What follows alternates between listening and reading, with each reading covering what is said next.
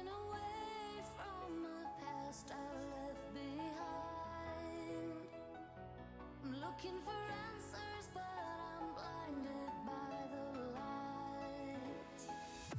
I'm lost in the music, can I stay here for the night? I promise I'll be gone in the morning, out of sight and out of mind. Snowblind,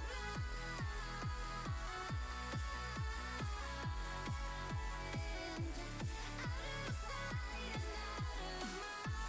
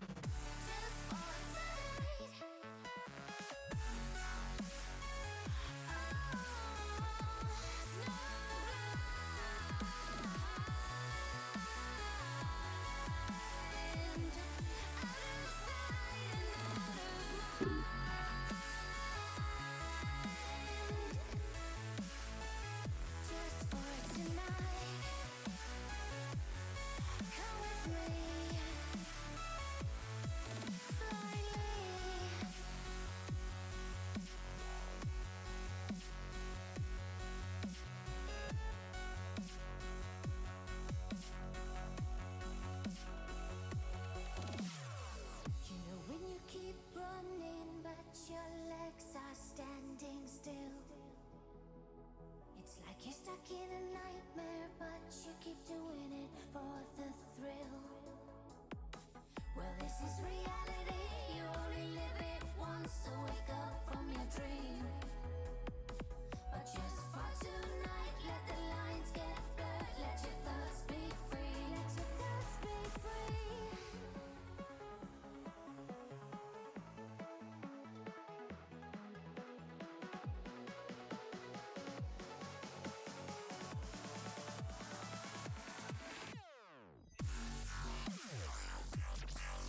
Wow.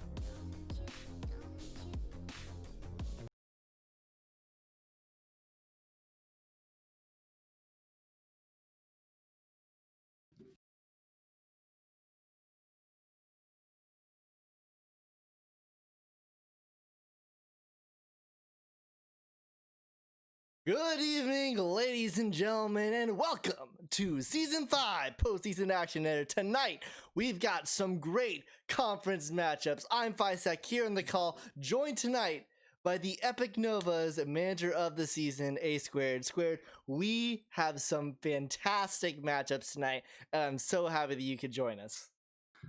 Thanks for having me. First duo cast of the year. We're trying something different since we're gonna have a lot less games, a lot less guys streaming. But got a couple of games. Lumberjacks, Retrievers. Very excited to see Retrievers manager of the year for Puppet and Lumberjacks. Even though a lot of doubts this year early in the season are back. The defending champs are back in the conference championship, looking for a second straight Super Series appearance.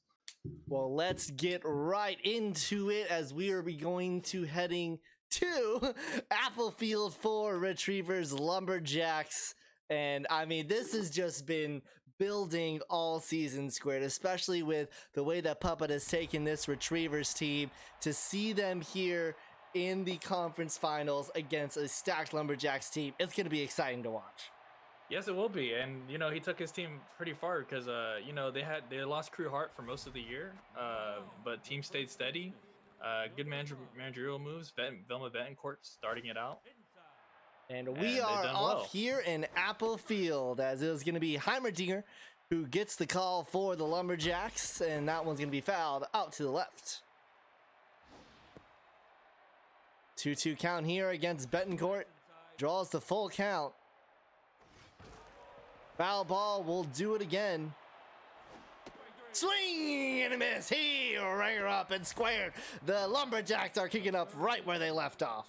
Yeah, Heimerdinger, kind of a pitcher that if he gets in the groove, he's basically unhittable. I mean, you can say that for a lot of pitchers, but I really feel like if he gets in a groove, like gets a good steady 1-2-3, a couple 1-2-3 innings, he's pretty unhittable. Richie now, the 2-1 pops up into the infield. Heimerdinger will wave off and will settle for the second out of the inning.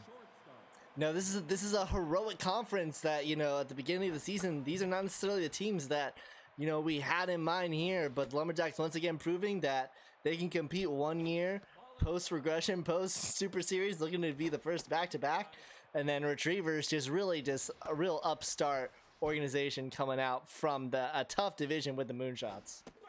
Yeah, Retrievers, they've done well as Crew Hart. I was obviously cut short. Crew Hart looks at strike 3. He rang him up there. 1-2-3 for the Lumberjacks.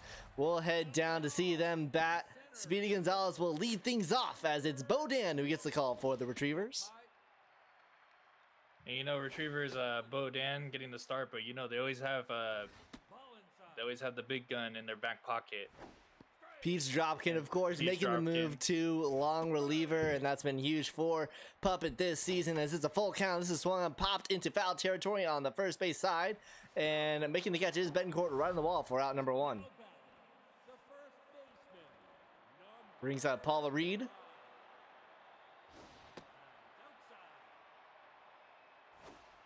And quickly behind 2-0 is Bodan to Reed. 3-0 now, 3 straight balls. And Bodan walks him. An uncharacteristic 4-pitch walk gets a base runner for the Lumberjacks. Yeah, Lumberjacks, one of the few teams that I think it's probably with the Moonshots and Skulls, in my opinion, probably one of the few teams that you just can't be giving up free base runners because their lineup is so stacked. They'll hurt you in any given time. Well, you say that, and there's another 4-pitch walks of Bodan.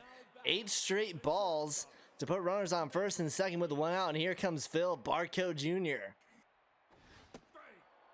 And Square, I mean, we'll have to see how this pans out, but this has just been the story of this season for a lot of teams is the inability to get rid of those walks. That's right to Betancourt, throw to second in time, the throw to first, and they get the Dragon special. Bodan, 8 straight balls, but he gets out of a jam. We're into the top of the second. It's still 0-0. Yeah, great for Bodan. That's a great momentum killer. Lumberjacks are building a little momentum, but great kill for Bodan there to get the double play. And you talk about pitch count as well as Heimerdinger is throwing his 20th. Bodan able to get out at, I believe, 12, 13 pitches. So that'll be crucially important, especially if Dropkin is the only one, as that one's hit right to Strangelove for out number 1. Yeah, you have to think about it too. Retrievers probably have the advantage a little bit with the bullpen because, Pete's Dropkin. But Lumberjacks, they do have Lucille Ball, but I would probably give if the Retrievers can get to the Lumberjack bullpen early, that'd be big for them. Popped up into center and grabbed by Gonzalez for out number 2. Gonzalez, another key part of this Lumberjacks offense and defense that was injured in the middle of the season, was able to come back week 12 for the Lumberjacks, as they're loving to have him out there, although DDC is probably sad to see himself out of the starting lineup. Yeah, DDC probably going to have to move. Full count, 2 outs to on deck, and this one is popped up on the third base side and grabbed by Strangelove for the out. Another 1-2-3 inning. We head to the bottom of the second inning. Ball, Tygo, Strangelove due up for the Lumberjacks. Now batting, the left fielder, number 34. No. Here is Buck Ball. Ball inside. 2-1 count. And right to Betancourt for out number 1. The designated hitter, number 10. Tank Tiger fouls this one off. Now down 0-2 to Bodan. And this one is popped out into left. And caught by Walker for out number 2. Not a lot of offense so far to start this game. Jose Strangelove, a man that can really change that, even with he's done things even with RBI dud that just amazing. And you say that, and he's got the first hit for either team, as that one is right up the middle to drop for a 2-out single.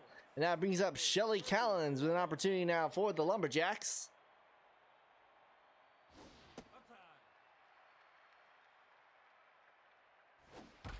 And swings on the 1-0. Diving attempt by Hewitt. Throw to first in time for the third out. The Lumberjacks threaten to get the first hit of the game, but not able to convert. We head to the top of the third. Swinging Hewitt and Karp due up. And I want to talk about Kerwin Karp, because this is a player that has hit well above his pay grade for a bunch of this season, even getting an all-star nod for it. Yeah, career backup on the Bombers, but yeah, he's been hitting well above his pay grade so far this season. Max swinging and a miss. He got rung up there by Heimerdinger for the first out, which brings up Vera Hewitt. And she'll line that promptly to Paula Reed, who steps on the bag. And here comes the aforementioned Kerwin Karp. His stats don't really get you excited, but then you just see what he does, and it's just something to... That's a diving stop by Daquan Smith to make us eat our words, and he'll be up to bat here in the bottom of the third inning. That was a great diving stop there. Yeah, and also something to keep eye on. I believe Heimerdinger only threw about 5 pitches that inning, so a key to the game for the Retrievers, get to the Lumberjack bullpen early, and Heimerdinger doing well so far. 17 pitches through the first inning, is able to settle down, as that one's lined right to Hewitt. Throw to Betancourt to get Daquan Smith for the first out, and we head back to the top of the order with Speedy Gonzalez.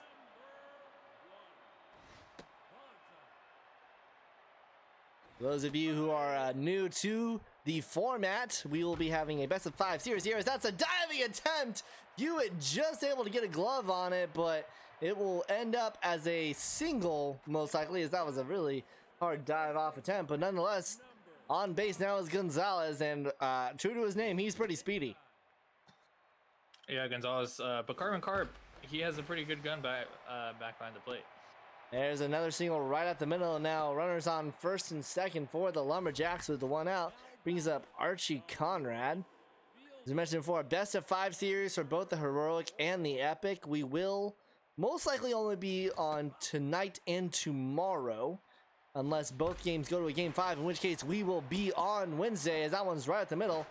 3 straight singles have loaded the bases, and here comes Phil Barco Jr., and this can get nasty squared. Yeah, really big chance for the Lumberjacks here, but they've had their troubles with bases loaded in the past. But lately, they've actually been doing really well with bases loaded. It's just the beginning of the season they had their troubles. Barco Jr. is going to pop this into right. We'll see if it's deep enough for the runner to tag. Judd French is there. He'll make the throw home. Runner is coming, and Betancourt will go in between for the relay. And as a result, it's going to be 1-0 Lumberjacks. Yeah, good throw by Judd French. Just no real threat as Speedy on third. No real threat to get thrown out at home. But good at bat from Barco getting the run in. Want to thank everybody for tuning in tonight. Make sure you're letting your favorite teams know that you're rooting for him as he gets rung up there. Bases loaded situation with one out, and they only get one from it. But the Lumberjacks have a 1-0 lead heading to the top of the 4th inning. Also, let us know if you, as this is our first evening trying out the duo setup, if the stream is looking good, if the audio levels are looking good. Let us know if we need to change anything. That way we can get everything locked in for what should be a very special Super Series next week, next Tuesday and Wednesday. That one's caught behind the play for out number 1. We'll be doing dual casting probably for the rest of the playoffs, barring everyone's schedules lining up. Domingo Ritchie 0-for-1 today, facing a locked-in Cecil Heimerdinger. 3-0 count, though, from Heimerdinger. Finds the zone. Full count. And Richie earns the walk. Squared, if you don't mind just turning yourself up in Discord. Don't mind, I've already got you locked up pretty high. But true to what you were saying, Heimerdinger, he can get locked in pretty well. But a little bit of a walk there makes things a little bit more shaky. As his pitch count is heading towards 50. It's one of those things where that's what they need to do to disrupt his momentum. He was getting into a little groove, and that's what the retrievers need to do to disrupt Heimerdinger a little bit. That's probably a ball that Crewhart swung on, so full count, 1 out. Richie on first. That one's going to be lined. A diving attempt by Jose Strangelove. He's still able to get the runner at second. Richie probably was caught in between, waiting for that one to be caught. So in the end, they do get the force. Runner on first now for Woody Walker. No, Richie did the right thing. He froze. Really couldn't do much there. It was either going to get caught or he was going to get thrown out at second. He was just caught in between. Nothing he could do there. 2-1 count now to Woody Walker. This is probably the best chance the retrievers have had, and that's going to be a convert there as a single advances the runners. Runners on first and second now with 2 outs. And here comes the former Bomber, Judd French. Facing a locked-in Cecil B. Heimerdinger. 1-1 count and 2 outs. Runners on first and second here in the top of the 4th. This one is heading deep, heading back to the track, to the wall. It's out of here. Judd French puts the retrievers up by 2 here in the top of the 4th. And that's what they traded him for. That's what they needed to do to back up Woody Walker and Crewhart to bring him in. This is what the retrievers have been seeing all season. Their big 3 coming in with 3 runs. Squirt, what's it like to be on the receiving end of my home run calls? I gotta know.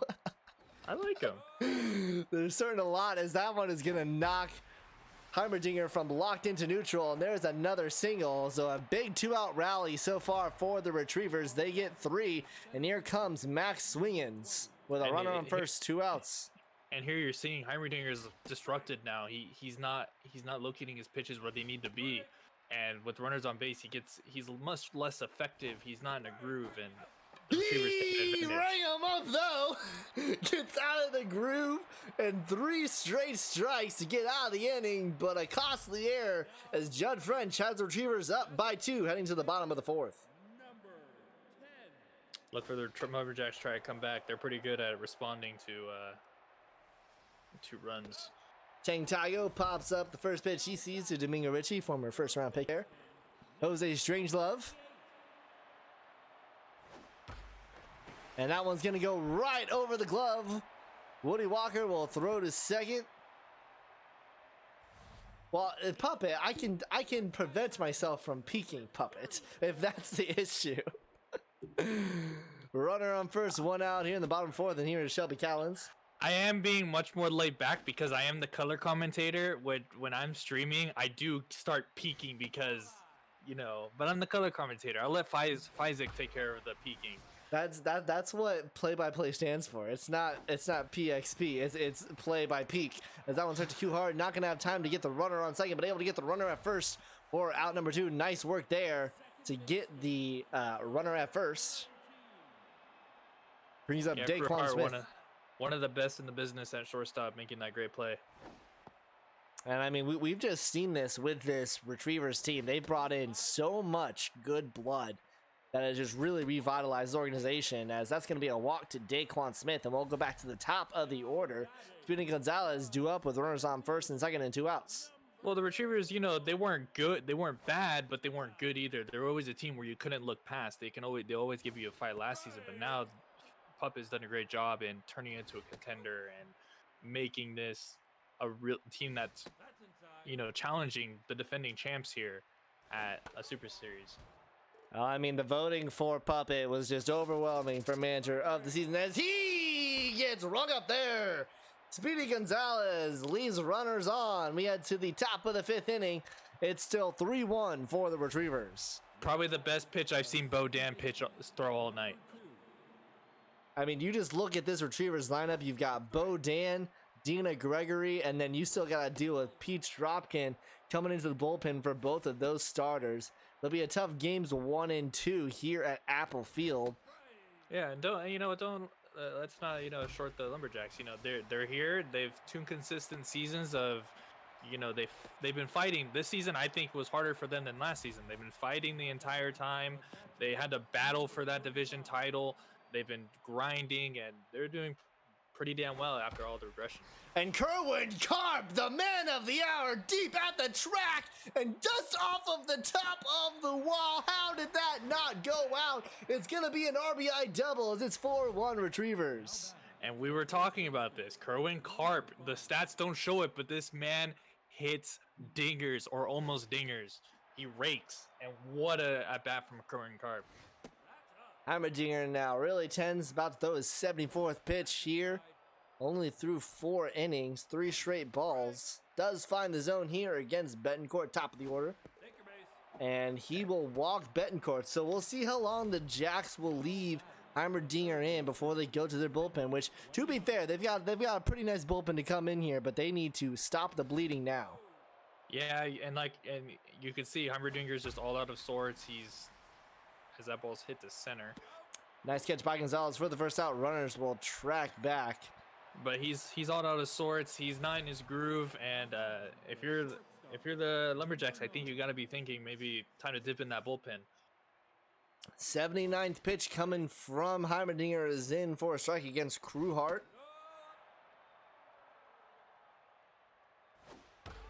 One swung on foul. We'll do a 1-2. Runners on first and second. 1 out here in the top of the 5th. And that curveball mistake that he fouled off, a mistake by Heimerdinger, was left out in front of the plate. Full count, swing and a miss. He rang him up there. Crewhart 0 for 3 today in game 1, and that brings up Woody Walker with 2 outs. Yeah, big time strikeout from Heimerdinger. Let's see if he can finish off this inning, and probably his last batter. That one lined up. Daquan Smith will settle, throw to first in time. Retrievers are able to get 1. Could have done more. We head to the bottom of the 5th inning, and the Lumberjacks will look to the top of the order to respond. And I mean, who better to come in? And Woody Walker is injured. Woody has tweaked his groin. He did stay in though, so we'll see what the decision is on that. Yeah, Whitney, is that any lost time as 2-2 count to Paula Reed from Bodan? And he rang her up top inside corner, and she goes down, 1 out. And Bodan really cruising through this third time through the lineup. First few times in the lineup, made that one mistake, or had a couple of rough innings, but cruising his last couple innings. 1 out here in the bottom of the 5th. Archie Conrad, he's got a single and walked so far today. 2-2 count. Check swing, full count. And this one is lined up the middle. Archie Conrad does well to battle through there as he gets on. Yeah, we're still, looking at that Woody Walker injury. He 2 games. 2 games sure. is the call from Whitney. 2 games. I think it's just bench though. So that could really factor in the series for the Retrievers. Richie, throw to second in time, throw to first, and Richie turns the Dragon special. We head to the top of the 6th inning. The home run hitter, Judd French, due up here as the Retrievers still have a 4-1 lead. Yeah, Retrievers playing some great baseball so far. I'm really liking what I'm seeing from the Retrievers. Lumberjacks not playing bad, but I'm surprised to see Heimerdinger out for a sixth inning. What about you, Isaac? I mean, it's definitely interesting to have him out there as that one's right to Jose Strangelove for the first out. It is facing the bottom of the order. Obviously, you've got one deck here. As that will do it for Heimerdinger as the bullpen was listening to us. And here comes Lucio Ball. But, I mean, the story has got to be now with Woody Walker with that tweaked groin still playing. But he's going to be out for 2 games. This is a chance for the Lumberjacks to come back in it now. Yeah, the Retrievers really... It'd be beneficial for them to get a game here as Deck lines out to left, but that's going to be huge. That's a big force in the lineup out for 2 games. 2 outs now. Max Williams, top of the 6th inning, 4-1 here in Game 1 of the Heroic Conference Finals. This one's going to be popped into center, tracking back, waving, and making the catch is Gonzalez. For the out, 1-2-3, we head to the bottom of the 6th inning. It'll be Ball, Taiyo, Strangelove, due up for the Lumberjacks as they look to get a 3-run deficit controlled. You're going to want to make sure you stay tuned for tonight's games as we'll have Game 1 of the Epic Conference Finals. Wildcats at Skulls of Rock to see if anyone can stop the Skulls on their route to a Super Series. This one is drawing out into left. Now it's going to drop down for extra bases. Walker is there to make the relay throw in, and it's going to be a sliding double to start things off, and that's got to feel great if you're a Lumberjacks fan, Squared. Yeah, they really needed something to get them going. So let's see if they can convert this into runs and opportunities for them. Well, they'll turn to Tank Taiyo. First round pick in this past season's draft is exclusively the DH for this side. And on a 1-2 fouls that. We'll do it again. Nice check swing there from the rookie. 2-2 count. Swing and a miss. He got rung up there. And the rookie goes down swinging. And here comes the RBI dud, Jose Strangelove. And that'll do it for Bo Dam. Peach Dropkin coming in. How do you feel about that, Squared? I was just about to say at what point, and now we're starting into the later innings where it's Peach Dropkin time. And I'm not surprised at all. She's coming in the bottom of the 6th, which means she's still got about 5 innings to work through as Jose Strangelove will pop that up. And it'll be caught by Carp for the second out. So most likely they will have to turn to one other reliever besides Dropkin. And I mean, we've seen Dropkin be human at times, but she has been locked in for a lot this season. Yeah, Dropkin, probably one of the better bullpen pitchers. Really great for the Retrievers all season. Has been their pseudo closer all season. Right to Richie, throw to first for the out. We'll head to the top of the 7th inning. Hewitt, Carp, Betancourt due up as we are heading into really the final witching hour here in Game 1. Last 3 innings, get your runs, get your hits while you can, because you can't stay here. You don't have to go home. Lucio Ball, 2-1 count.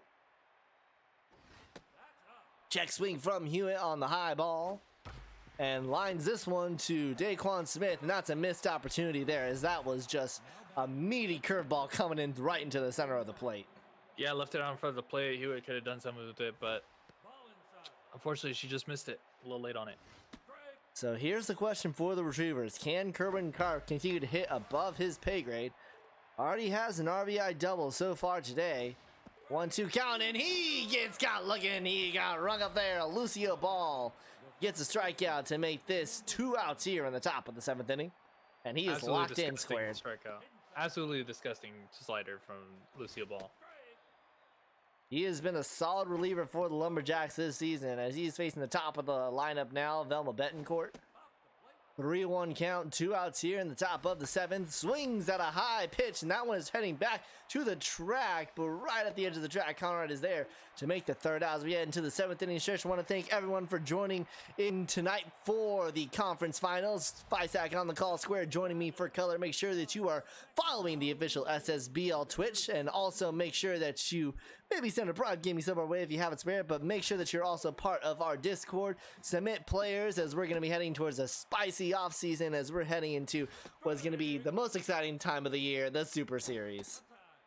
Yeah, and whatchamacallit, a defensive changeup. Oh my God! As that one is heading deep back to the track, to the wall, and it goes off of the top of the wall. That's the 2nd ball we've seen today that just barely launches off of it, and it's a leadoff double for the Lumberjacks. Yes, that was a defensive change there. I believe that was Betancourt who came out, if that's right there. That's a retriever special. They do that a lot from when I've casted, and I've seen them do that a lot. Betancourt, not the best fielder, but got the last at bat from her, and then good call to pull her out. 2-2. This is swung into center, and it's going to be caught by Swingins. Runner's going to take off for third. The throw from Swingins, and not in time. Nice tag, base running there. Runner at third now for Paulo Reed. 1 out, and the Lumberjacks have an opportunity here to bring this closer. Yeah, but Dropkin, the queen of strikeouts when she needs them. But also the queen of giving up an RBI double, as the Lumberjacks have found a way now to hit past Peach Dropkin. And just like that, it's a 4-2 game, and we are one swing away squared from a tie ball game. Yeah, and Archie Conrad can really do it right here. Conrad, a former Wildcat, is that true? Former Wildcat, former Stinger, and former Skull. And he gets rung up there. Dropkin settling now, as here comes a tense Phil Bartco Jr. 2 outs, runner on second. One swing from a tie game here in game 1 of the Heroic Conference Finals. And that one's right to the glove of Sessions. So great opportunity for the Lumberjacks. They get one. We're heading to the top of the 8th inning. It's 4-2 Retrievers with Richie 2 up. Yeah, big inning for the Lumberjacks. Built for both teams. Lumberjacks really need to keep this deficit within 2, and Retrievers, a couple of insurance runs might put this game away. Lucio Ball still locked in, and he's gonna maybe lose that, as that one's right up the middle. Richie is gonna have himself a lead-off double to keep the pressure on, as it's gonna be runner in scoring position now for Crew Hart, who is tense 0 for 3 today.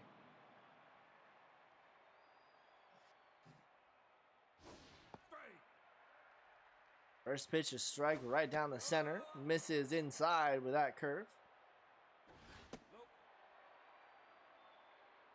2-1. Swung on, foul. 2-2 now to Crew Hart, as he's looking to get his first opportunity of the day. Earns a full count now. And this one is heading deep back to the track, to the wall. It's out of here. And the Retrievers get back one and then put on another, as it's now 6-2 in the top of the 8th inning. And that, folks, might be the dagger. Big at bat from Crew Hart. That's what they've wanted from him all season. That big 3 doing wonders for the Retrievers today. Well, here is the strained Woody Walker. He's playing now, but he's going to be out for 2 games. We're going to get clarification on if it's going to be on the bench for 2 games. Obviously, there's going to have to be some change-ups in the Retriever order for tonight, as soon as that they would get him back is game 4 of this series if necessary. But Woody Walker, he's not going to be playing tonight, but he puts it off with an exclamation point. A solo shot from Woody Walker, and it's 7-2. Yeah, just fastball right down the pipe. Woody Walker punches that to center, 472. And I believe the big 3 of the Retrievers lineup has a home run. And now I'll do it for Lucio Ball in square. He didn't start off too shaky, but he just got into the meat of the Retrievers lineup, and that spelled danger. Yeah, once he got back, flipped it back to the top of the lineup, it started becoming a little shaky there. All right, so Whitney has actually just clarified we're not going to see him starting in Game 3 tonight, but he will be playing in the Game 2 of this series, but he will be in for Game 3, as that one's going to be a single now, right in the middle, and really the Lumberjacks bullpen is trying to find an answer right now to these Retriever bats. Yeah, just Retrievers they're firing on all cylinders now as the runner's going to second. And he's going to be insane, just to spit in the face, a mojo boost there. And still no outs. Raleigh Fingas was the one who got the call for the Lumberjacks in here. And he's going to walk right there. So it's going to be runners on first and second for a tense Max Swingins. We'll see if he stays in. They are going to stay with him. Runners on first and second, no outs here in the top of the 8th, as the Retrievers have taken a 2-run game and have blown it open so far here this inning. I believe that was Judd French who stole onto second there. 2-2 count now to Max Wingens. Now it's going to be up the middle, and it's just going to continue here as Judd French is going to head home, and it's going to be 8-2 for the Retrievers, and this is just turning into a nightmare for the Lumberjacks. Yeah, just Retrievers. They can do this at any time. They are, like I said, firing all cylinders, and just no answers from Lumberjacks tonight. Jaquan Smith goes about 30 feet into the outfield to get the infield fly, and then tried to get the runner who almost didn't get caught tagging up there on second. One out, and here comes Kerwin Garp. And that's going to be right to Paula Reed. Throw to second in time to throw to first in time. The 3-6-1 Dragon Special, you know, the classic one. And the Lumberjacks get out of a stressful inning, but they're now down by 6. And here is Buck Ball against squared Peach Dropkin. Peach Dropkin doing Peach Dropkin things. Peach Dropkin doing Peach Dropkin things as she ran him up there. 3 pitches, 3 strikes, and he's out of there. And that brings up the rookie, Ting Taigo. Do want to shout out Paula Reed for the way to end that nightmare of an inning for the Lumberjacks, getting the job done when they needed it, but they're gonna need to start getting some runs here. And Tank Taigo tried to, but Crew Hard, are you kidding me? What a snag! My God, what a snag out there! Just absolutely just snagged that out of the air. Whitney, if Dropkin gets another strikeout, you're not allowed to add another K. I'm just saying. 2-1, 3-1 now to Jose Strangelove. And he's going to pop this into left at the track. And making the catch is the strained, locked-in, home run hitting Woody Walker. We're into the top of the 9th inning. It's desperation time as the top of the order is now due up. It was Sessions who came in for Betancourt, and he's going to have his first at-bat of the game here. Someone popped into left center, and just coming in time and barely putting the glove out is Gonzalez for out number 1. Domingo Ritchie, 1 for 3. He's got a walk and a double so far today. And he's going to get himself a single as that's right out the middle. Gonzalez settles. And with 1 out, the Retrievers have a runner on first. I mean, you could go an insurance run squared, but at this point, anything else is just gravy on top. Yeah, at this point, it's just salt on the wound at this point.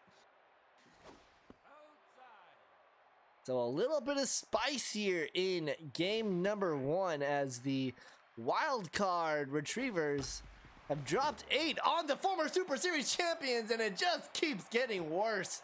Phil Barco Jr. misses that one, and I believe the runner actually held at first because they thought it was going to be caught. So that's why the runners were only advancing to second. And that brings up the strained, tweaked groin, locked in, home run hitting Woody Walker. 2-1 count, runners on first and second, 1 out here in the top of the 9th. Finga's looking to get his team out of this so they can have a chance at the ball, but Woody Walker has jacked this one high. But fortunately for the Jacks, that one's going to be caught by Gonzalez as that looked good off of the bat. Yeah, I mean, he has a strained groin. I don't think Woody Walker does not care, apparently.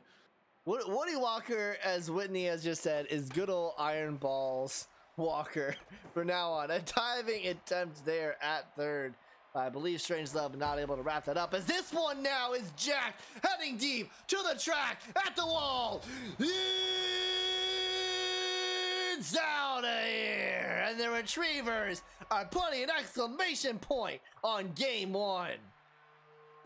What an absolute statement from the Retrievers in this game. Judd French's 2nd home run of the game. Just absolute statement. 11 runs on the defending champs. Nick Grayweather is going to come in, and I mean, squared, it was a close game for most of the innings here, and then the Retrievers just found the gas pedal and have not let up.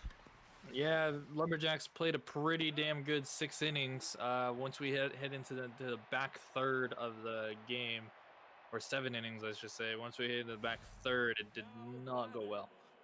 Well, it's going to be the 8, 9, and then top of the order for the Lumberjacks as they need 9 runs here in the 9th inning to prevent the Retrievers from taking game 1. It is a best of 5 series, so if the Retrievers were to win the next game later on tonight, we'd still be playing tomorrow regardless. So, I mean, at this point, that one's a nice little blooper there for the Lumberjacks. I think the order of the matter right now for the Lumberjacks squared is get back up the confidence and get them again in game number 2 tonight. Yeah, brush it off. You have Steel Flex still going. Zebbal's hit the center, swingings, looking at his glove. But brush it off. Only game 1, short-term memory. Going to game 2, fresh game, and try to even up the series heading in tomorrow. Runner at first, 1 out, and here is Speedy Gonzalez, top of the order, 1 for 4. He's got a single so far today. A lot of parts of this Jacks lineup, that's another thing that they bring to this table is they've got a ton of experience, especially from winning the Super Series last year. That one's going to be lined right to Richie, all that experience leading to a softball to third. And Lumberjacks are down to their last out in game 1. Paula Reed made a great play, defensive play earlier this game. 2 for 3 so far, and she's gonna hit to Hewitt, throw to first. And the Retrievers will take game number 1 here in the conference finals. They are 1 step closer to putting themselves in the Super Series.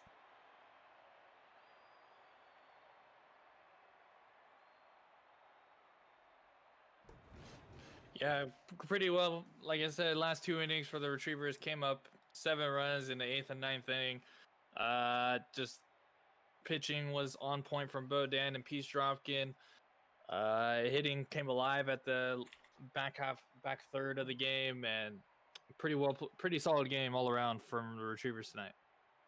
Thank you for pointing out the streamlining puppet. I've adjusted the bit rate, so hopefully that should help us a little bit. So we get into some of the stats for this game. I mean, it's just the core of the Retrievers getting all the action. 2 for 4, 2 for 5, 2 for 5, 3 for 5 for Richie Hart, Walker, French. Lots of home run balls and then a ton of strikeouts for both sides and just not enough production. 10 hits, though, for the Lumberjacks. Yeah, just not able to string it along. Like I said, Bodan had a great start. Peace Dropkin came in, got the save, almost pitched 4 innings. And pretty well played game all around for the Retrievers. Stars of the game, it's going to be Judd French, Q Hart, and then Woody Walker. Who else but these 3 to get the call? Well, don't go anywhere. Retrievers take game number 1. We're going to head now to the Epic Conference as we've got Wildcats at Skulls. Don't go anywhere. You're watching the official SSBL right here on Twitch.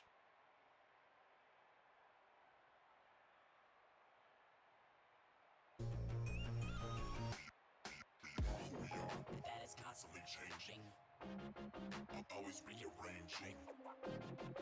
Always rearranging. Always rearranging. That is constantly changing. Always rearranging. Always rearranging.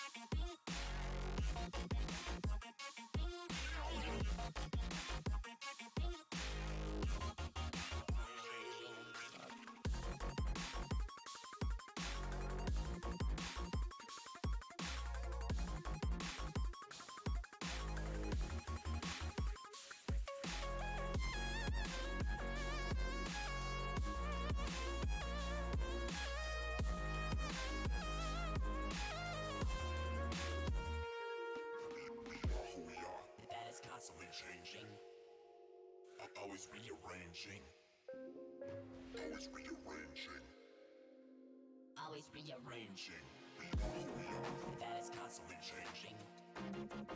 Always rearranging. Always rearranging. Always rearranging.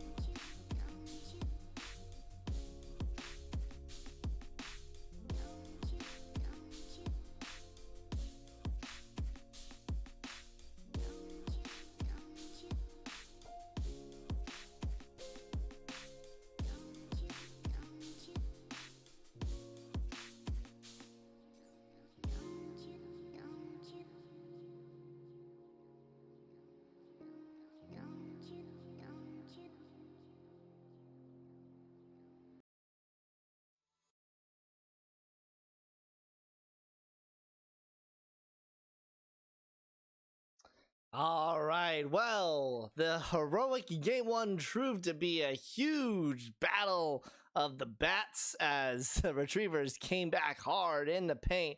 As we are now heading into the epic side of the bracket, is going to be Wildcats at Skulls. And what can we expect from this game here, Squared? Dingers, more dingers, and maybe some pitching if that happens. It's going to be Becky Mess versus Bruce Hot Mike here in the game number one for the Epic Conference Finals. As I mean, to the Skulls, parent, we'll talk about this more when we get to them batting in the order, but they have really stuck with the lineup and they have seen dividends coming from here. But we'll get our first look now at the Wildcats, and here is Bruce Hot Mike on the mound. First pitch in as we start here for Epic Conference Finals game one. That was going to be drifted into center and caught by Kipshaw for out number one. Yeah, Wildcats just timely hits. That's how they get runs whenever they need it from most of their lineup, except for their catcher. Haha. And here is Rustin Baldwin facing a 2-1 count. 3-1 now. And Hot Mike just misses the inside part of the strike zone. And it'll be a walk, which will bring up Whitney, who's actually going to be on the call tomorrow with us, but he's batting here first. Yeah, I mean, key for the game for the Skulls of Rock, just keep doing what you're doing. Absolute juggernaut in this league, and got the pitching as Whitney gets a walk. Got the pitching, got the bats throughout the lineup. Just keep doing what you're doing. Stay in your game. One thing with the Wildcats is you can attest to this. They've got a heavy hitting first part of the order. The last part of the order is honestly pretty manageable, but that first 6-7 batters are just big bat after big bat after big bat, and Bruce Hot Mike will probably be the best one in all of the Skulls organization to take on this team first, as this one is out into right, and a diving catch by Brock Yellow, as it's an unconventional start to the first inning, but they get out of it with a goose egg, and we get to see this just dominant Skulls hitting lineup now. Yeah, big thing for the Wildcats and Becky Mess in general. You got to get through the first like 5 or so batters in their lineup. This gauntlet, you cannot allow walks to this first 5 batters, because they will absolutely hurt you in every way. Full count from Becky Mess to Benjamin Botley. He'll foul that off late. We'll do it again. And this one is handcuffed a little bit, popped into left center, and rather just left, as Chico Island is there to make the catch. Brings up Brock Yellow.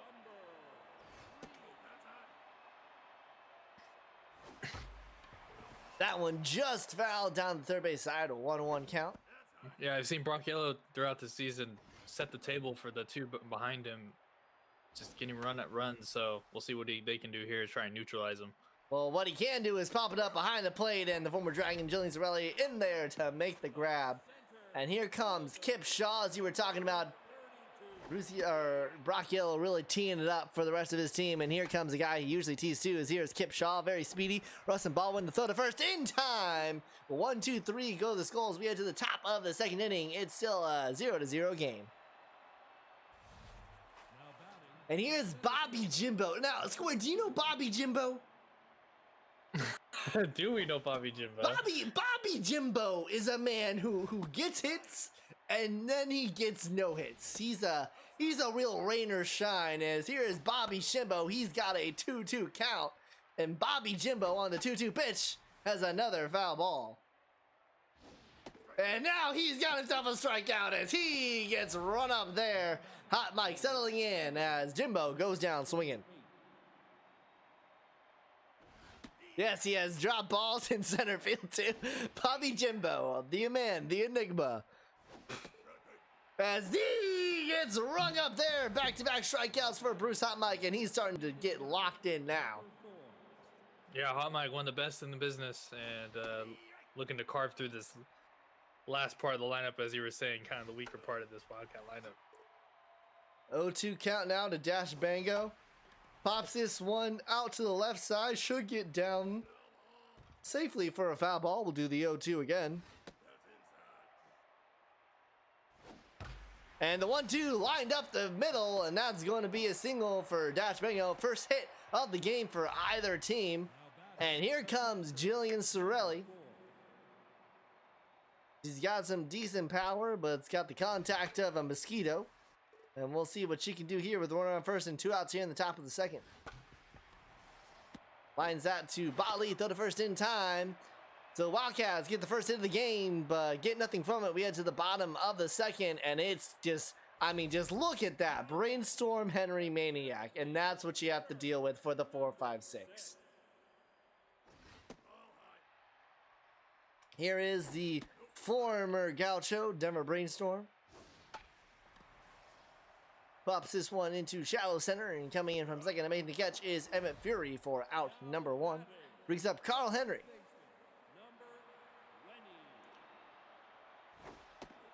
Aggie, what are you doing? You gotta watch the game. 1-1 count now to Carl Henry from Becky Mess. And that's gonna be popped into left as Chico Island will settle underneath that for the second out. Brings up Rick Maniac.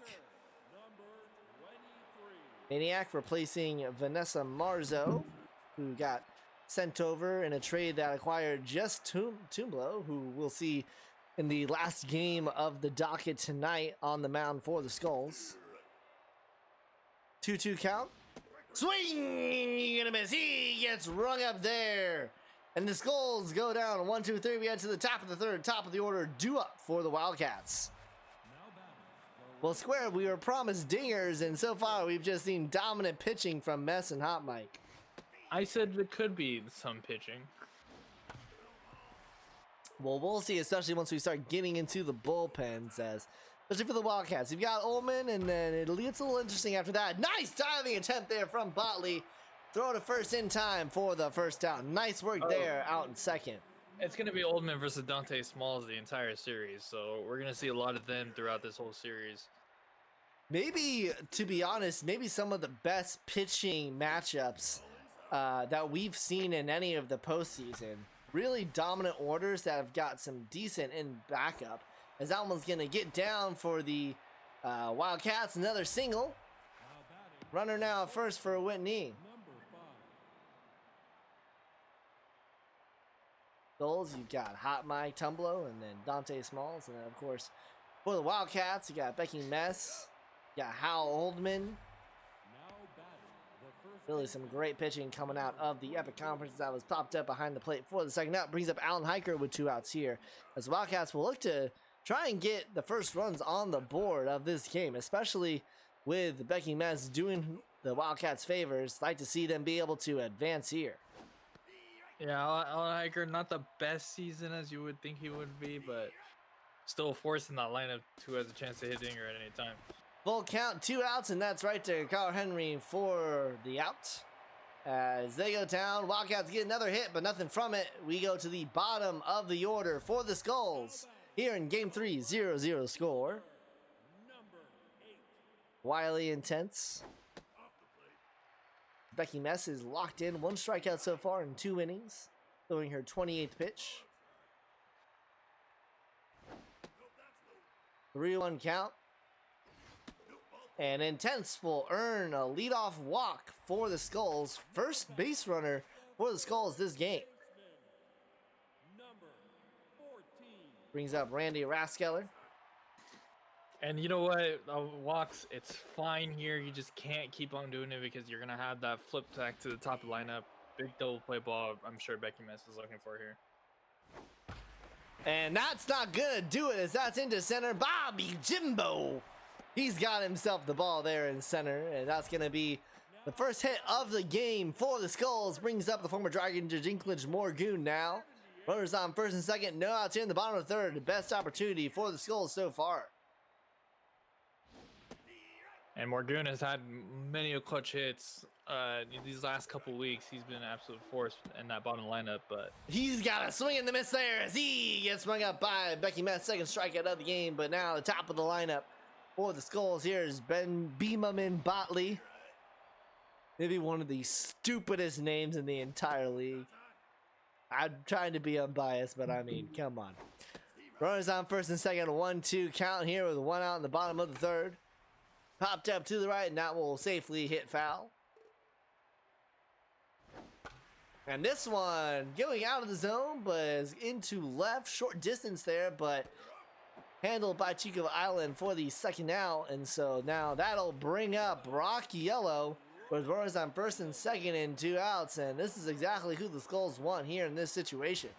and you know what? It might be too early to say this is only the third inning, but this is absolutely one of the biggest at-bats so far in this game. 3-0 to Brock Yellow. Finds the, apparently that was a strike zone there from the and that one's off of the glove of Sorelli, but it was a walk. So the bases are loaded with 2 outs for Kip Shaw. And this is an interesting here in the bottom of the third. Yep, this could go either way. We'll see what happens here for the Skulls. 1-1 count, swing and a miss at a juicy curveball there. 1-2. Misses outside. 2-2 count, 2 outs, bases loaded. And this one is going to get down, and the Skulls will strike first, as that will be a 2 RBI single for Kip Shaw, and the Skulls go ahead 2-0. Like I said, Brock Yellow, he sets the table for them. Gets the bases loaded, and then Kip Shaw, as what he does best, one of the best players in the league, And gets the big 2 RBI. And it's not over yet, as here is Denver Brainstorm. 3-0 count. Becky Mess finally finds the zone, no longer locked in. And she now, with her 57th pitch here in the third inning, walks Brainstorm. So the bases are loaded again with 2 outs here for Carl Henry.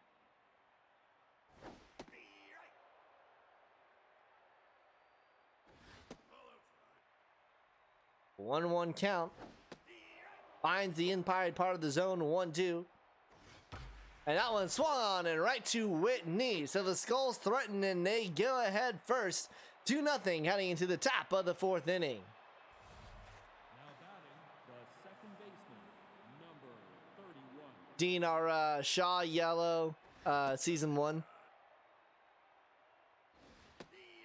Emmett Fury. Whitney with the Becky Mess, as that one's right to Carl Henry. Steps on the bag for the first out. Now batting the center fielder, number 2. Bobby Jimbo now.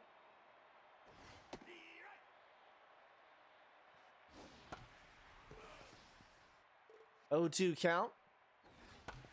Swung on off of the glove of Hot Mike. Coming in from second is Polly Foe to first, not in time. As that one's going to be a drop in mojo now for Hot Mike. And here comes Chico Island.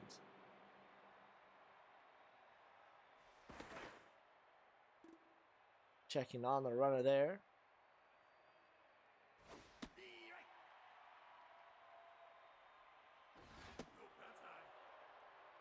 One count.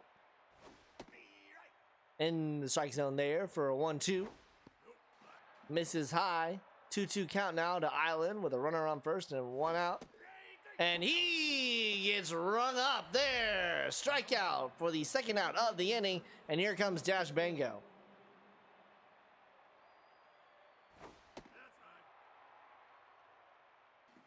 Hot Mike looking to continue his dominance so far in this game. Checking on the runner at first. 2-0 count. Throwing his 60th pitch now. And that's inside. 3 balls. Runner will take off for second, and he is safe. Ballsy call there from the Wildcats. Puts the runner in scoring position. And, I mean, it's all for nothing as there's a walk to Bango. Runners on first and second for Jillian Sorelli. Did I say dominant? I meant okay start. So an interesting base running call for the Wildcats and ends up working for them, although they still get the walk. Runners on first and second now for Jillian Sorelli. 2 outs. In the top of the 4th inning, Runner's going to take off for third, and he is safe. Just beats out the throw. Bobby Jimbo making things happen with his legs.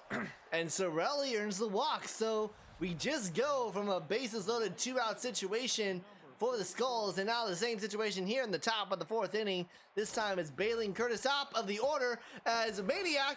Oh no, it gets from bad to worse. It was behind Maniac, but not deep enough. And the Wildcats get caught on the base paths. Oh, rookie mistake by Bobby Jimbo. Too aggressive. And that's huge for the Wildcats. Big missed opportunity to try and get back in this game. Oh, that is gotta hurt. That was not, if any normal, or not normal, any experienced SSBL player probably knows that that ball is not good to run on. But Jimbo gets caught up there. Ends the inning. Wildcats nothing is short for as this one is hit deep, heading back to the track and caught by Bobby Jimbo. Not really redemption, but a nice grab from him out in center.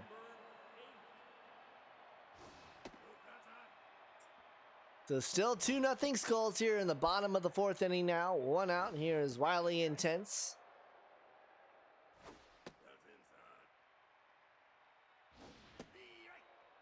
Full count. And Mess on her 73rd pitch of the game walks Intense, and that brings up Randy Raskeller, and pitch count starting to become an issue for Becky Mess here. Yeah, she's laboring a little bit.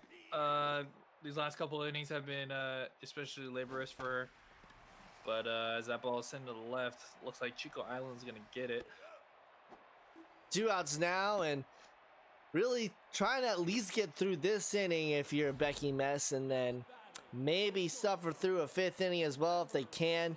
Get into the 6th for 4 innings of relief against a hot hitting Skulls lineup, but popping up Jerginklage Morgoon behind the plate will do that enough. So Mez gets out of it, and to the top of the 5th inning, it'll be top of the order as Curtis had an opportunity with the bases loaded in 2 outs, and then the base running gaff ended it, so she'll start things off here. Hot Mike, 70 pitches through 4 innings. Expect to see Dante Smalls soon. So both pitchers honestly doing manageably well despite the circumstances. And looks like it might come down to the bullpens as you're talking about, as that's going to be a leadoff walk to Curtis, and here is Rustin Baldwin now. Runner will take off for a second, fouled off. 1-2 count. Swing and a miss. He got rung up there. Hot Mike recovers from the leadoff walk, and here comes Whitney. And I want to talk about that attempted steal attempt that got called off because of the foul ball. The Wildcats have been pretty aggressive on the base pass, and we already saw the negative from that with Bobby Jimbo getting caught. Yeah, just the Wildcats just trying to make some things happen. I get it. Trying to make stuff happen keep the Skulls honest. And that will do it for Hot Mike. And here comes Dante Smalls, as that's right to Dante Smalls. Hit right back at him. He's able to make the catch. 2 outs now, runners on first and second. And here's Emmett Fury. Whitney is absolutely brutal in the chat right now.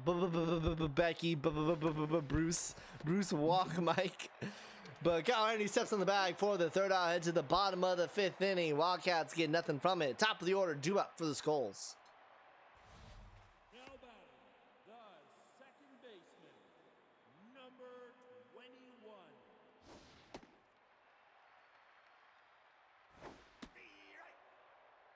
So if you're the Wildcats here, Squared, how much do you want Becky Mess to stay in here? Obviously, best pitcher on the squad, but getting into her 82nd pitch now here just in the bottom of the 5th inning. As soon as the runner's on, you take her out. Because now you're getting into the 2 murderers row here with Yellow, Shaw, and Brainstorm. Well, here comes Brock Yellow. And he's going to line this one deep into center, tracking back and making the catch is Bobby Jimbo for out number 2. Brings up Kip Shaw at a 2 RBI single, the only run scored so far this game. What's up, D-Games? Welcome to the game.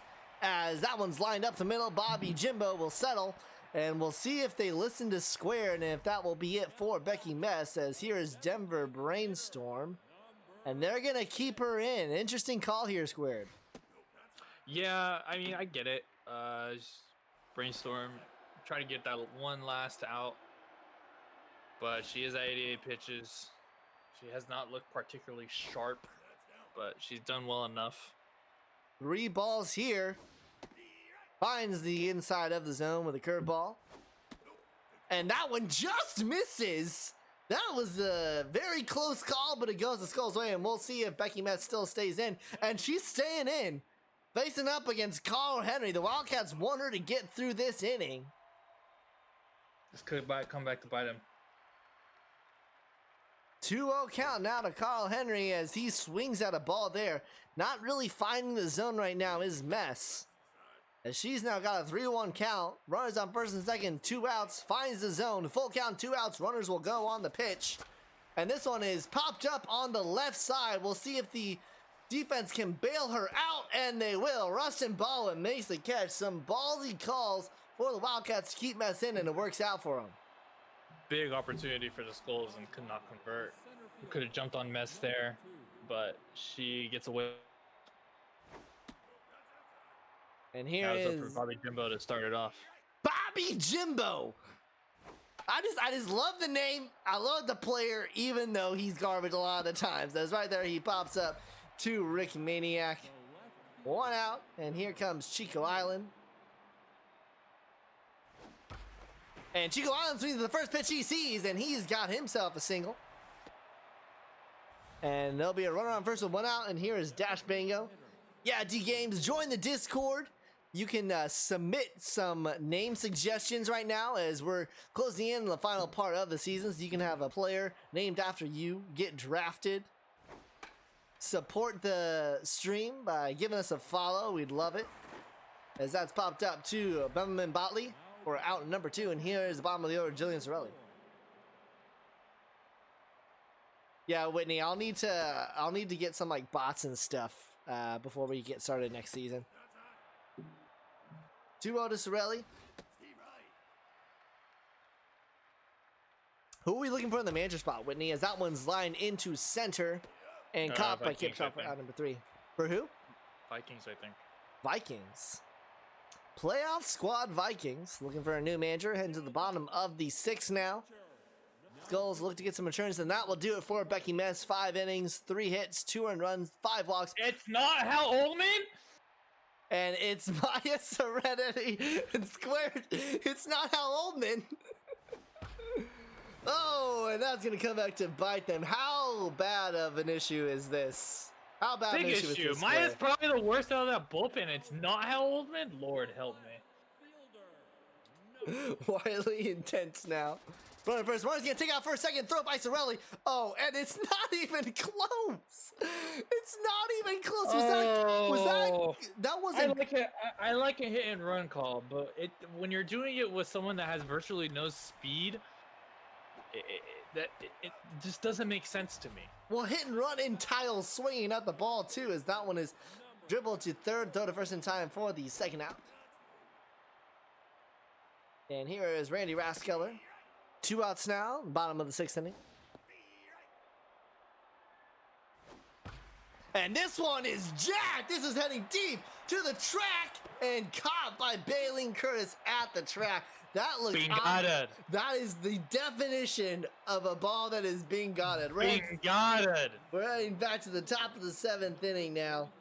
Still 2-0 Skulls, and I mean squared. That one looked so good, and so does this one. But this one's gonna get down off of the wall. That one was close, and that's gonna be a stand-up double. So that ball looked like it was going to be safely in for a double and hit off of the wall, and then the one that we just saw last inning gets caught at the track. The definition of hitting a log ball in Bengata. This is right back at Dante Small, so throw to first for 1 out. Brings up Whitney as we're in one swing territory to get this a tie game.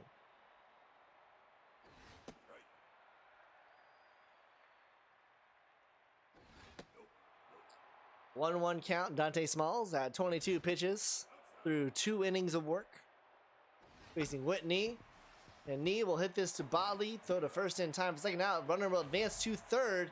And now here comes Alan Hiker, 0 for 3 today, and this would be a great time for him to get his first hit of the game. Yeah, Alan Hiker, this is a big opportunity. Wildcats need to get at least something on the board here. Top of the 7th, running out of time. It's 2-1 to Hiker, 2 outs, runner on third. That one's inside, or that one's in for a strike. 2-2 swung on foul, staying alive is Hiker.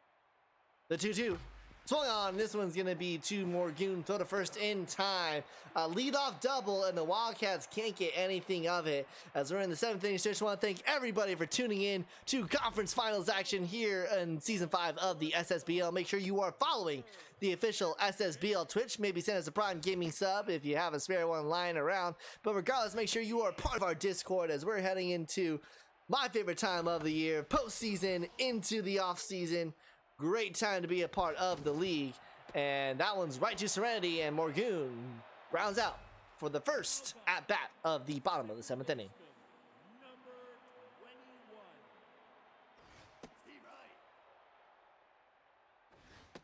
Goals back to the top of the order. Botley 0 for 3 so far today.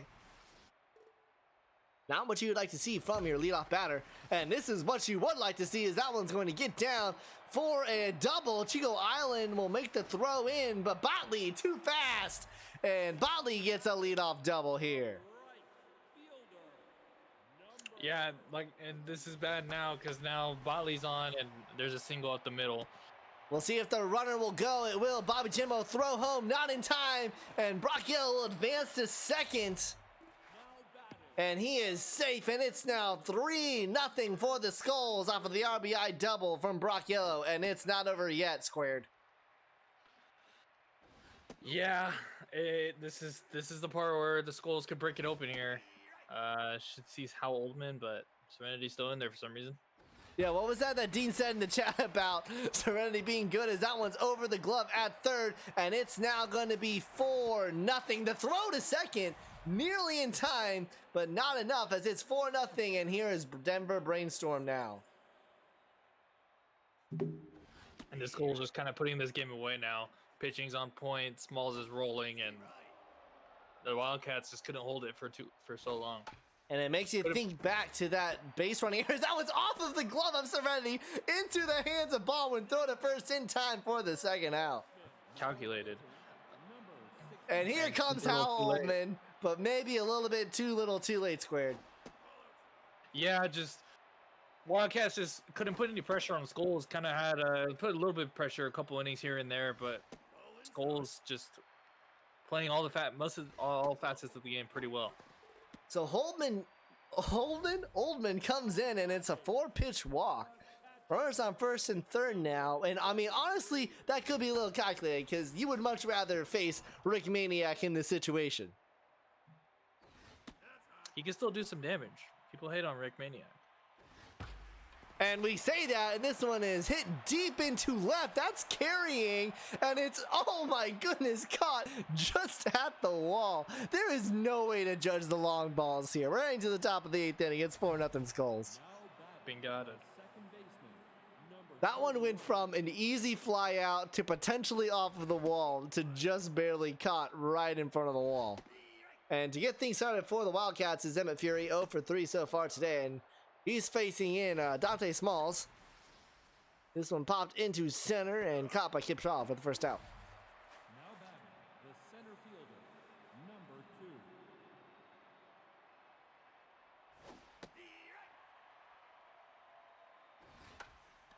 This one popped up on the left foul side and caught by Raskeller for the second out. Brings up Chico Island. And I mean, we've really just seen the bottom of the order here for the Wildcats do most of the damage rather to get on base, and really it's just in the top of the lineup that hasn't been able to convert for them. No, yeah, just can't really get anything going. When they've had the chances, they squandered them. And Chico Island, a deep ball here, easily caught by Brock Yellow. As we get to the bottom of the 8th inning, most likely last opportunity hitting for the Skulls here. As it'll be the 7-8-9 intense Raskeller lead things off here for the Skulls. Reminder that you'll want to stay tuned for the conclusion of this game as we'll head to game 2 of the Heroic Conference Finals. That's off of the glove of Ullman, picked up by Whitney, throw to first, not in time, and unconventional, but getting on base is intense. And I mean, it's going to be a great matchup next game as we'll have to see how the Retrievers can continue, as that's a nice diving attempt by Fury, and he goes to second! Oh. He makes the throw to second squared, and the runners are safe! Just unraveling here for the Cats. Absolutely unraveling here. Retrievers are going to be without Woody Walker, rather. He'll be on the bench. Retrievers look dominant in the later parts of the first game, winning 11-2, and it'll be the last home game before they head to the Retrievers, so Lumberjacks will look to split the series, so you'll want to stay tuned for that. As Morgoon gets that up the middle, and that's gonna probably be a run scored as Chico Island will throw to third. It goes up the left side, and now it is a 5-0 Skulls game, and this is starting to get out of hand for the Wildcats.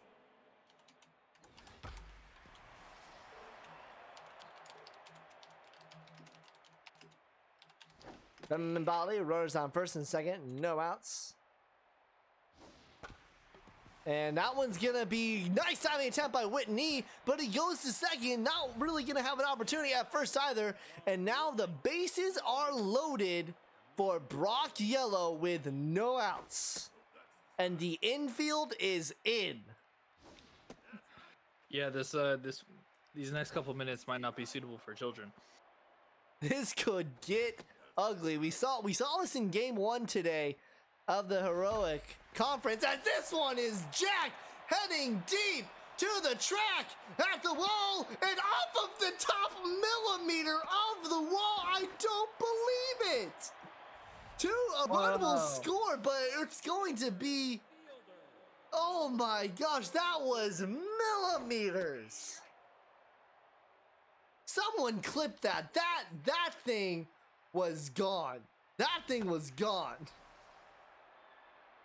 Kip Shaw will pop this up behind the plate, and Cerulli will catch it. But I mean, squared, we were a sneeze away from a 9-0 game, and it's not over yet either.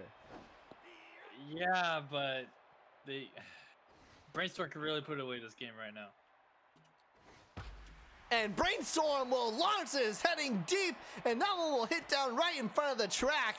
And that's going to score at least 2. Runners going to round around third. It's going to be a bases clearing 3 RBI double for the Skulls. And as we saw in game 1 today, the leading team just pulled ahead fast, as it's now 9-0 Skulls. There's your dagger. Still only one out. Carl Henry.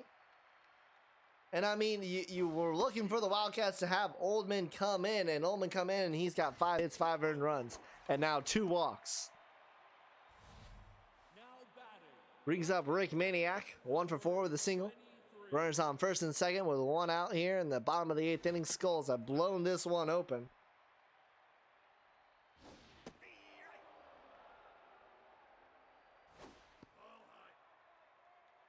Two one count. This is high, 3-1. 3-2. Yes, but Dean, you're not in the Epic Conference Finals now, are you? And that's going to be another walk. 3 walks for Hal Ullman, and bases are loaded for Wiley Intense. Third bases loaded opportunity, and that one's off of the glove of Ullman to Whitney. Throw the first, at least they get the out there. But it's now 10-0, as I have to find the double digits now to put up here. Yeah, these first couple of games have been kind of blowouts, you know, late as well. The game stays close, but team pulls away late. Hal Ullman rattled as he's edging on 50 pitches now through 1 inning of work. And the nightmare inning will be over for the Wildcats as Higer steps on the bag. And the Skulls proving why they're the #1 seed. They're 3 outs away from a Game 1 victory here at the Begana Bowl. Designated hitter, number 4. Dash Bango facing Dante Smalls. Smalls locked in right now, and that one's going to get through. Wiley 10 settled in, and really the story of the game has been the fact that even though Hot Mike only went through about 4-5 innings, Dante Smalls has just been dominant. Yeah, he's been dominant like he has all this season. Maybe save a couple outings, but the All-Star, well deserved. 2-1 count to Sorelli. Runner on first, no outs. Wildcats need to get 10 runs here if they want to have a chance, and she gets rung up there. Swing and a miss. 1 out now, and we'll see if that'll do it for Dante Smalls. It will. 4 innings, 3 hits, 1 strikeout. If he's not the first star, it'll probably be because of the offensive prowess. As this one is popped up to the right.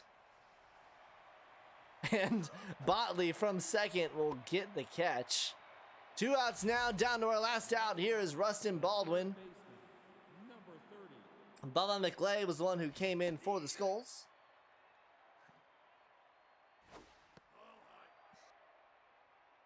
1-1 count, 2 outs, runner on first. Finds the top corner of the zone, 1-2. As Bean got a bull on their feet here as he gets right up there. Caught looking, and the Skulls put a dominant Game 1 in the books. They take this game 10-0 and a 1-game lead in the conference. Yeah, just dominating on all facets of the ball game. Just Wildcats could really not get anything going. Only 6 hits on the game.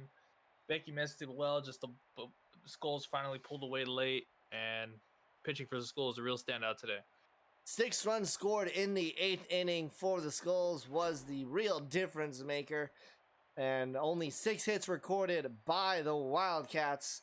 No runs scored, and everyone getting in the action for the Skulls. Kip Shaw 3 for 5 with 3 RBI, and Denver Brainstorm 1 for 3 with 3 RBI. No home runs, although we had a couple of balls that honestly quite should have been. Becky Metz gets the loss. Dante Smalls gets the win through 4 innings of action since Hot Mike only went 4.1. Your stars of the game is going to be Denver Brainstorm, Kip Shaw, and Brock Yellow. All get the call. Skulls take Game 1, and I mean, we've seen the first game of both series. As we head into the last 2 games of tonight, Game 2s, what are we looking for first from this Retrievers Lumberjacks, and then what are we looking for in Game 2 of Wildcat Skulls? Retrievers Lumberjacks got to take advantage of Woody Walker not being in the lineup. You might see him later on as a defensive substitution or as a pinch hitter, but you got to take advantage, especially with Steel Flex on the mound. Retrievers, if you can pull out this one, you have a pretty good chance of winning. Just keep doing what you're doing. Let the lineup take you, and hopefully Dina Gregory can do well for you. Wildcats Skulls. Wildcats, like I told the Lumberjacks, forget about this game. Put it back in your mind. Go on to game 2, fresh game, and try to at least take one out before getting out Bengata, because it's going to be tough to beat the Skulls team 3 in a row. Well, we'll leave Bengata Bull. Skulls take a 10-0 win here in Game 1 of the Epic Conference Finals. We're heading to Apple Field for Game 2 of the Heroic Conference Finals. Right after this, don't go away. You're watching the SSBL right here on Twitch. But I just gotta know one thing. Are you ready? No! I said,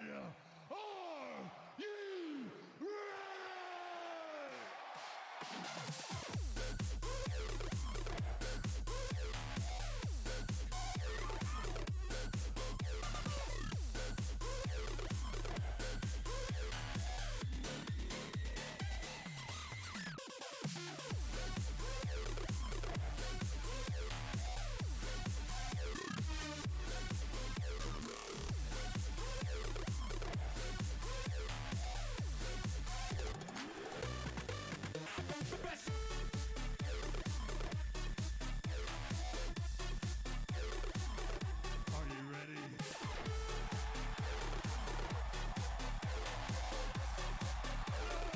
I said, are you ready?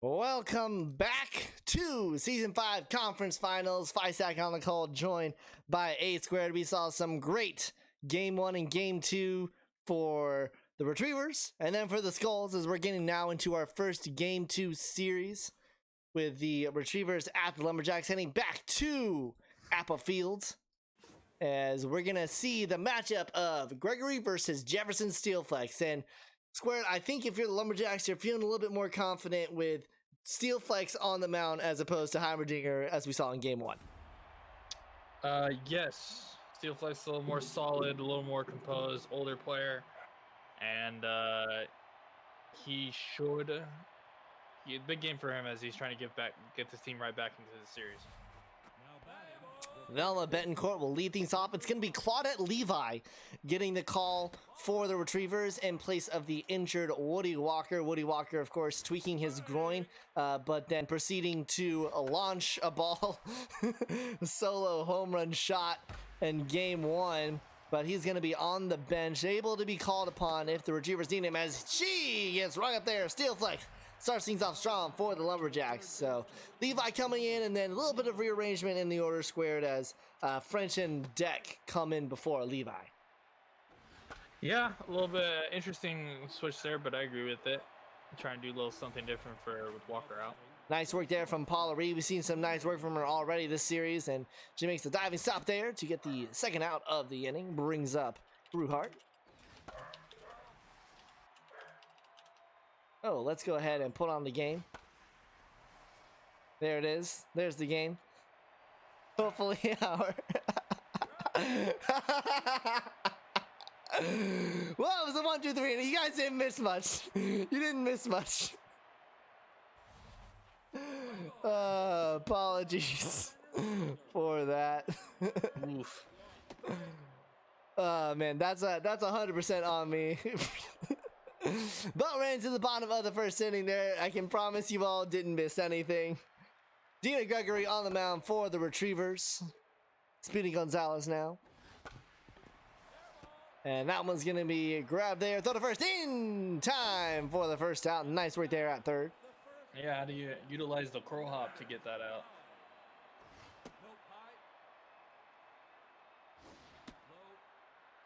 Brings up Paula Reed. 2-1 count, 1 out. This is inside 3-1.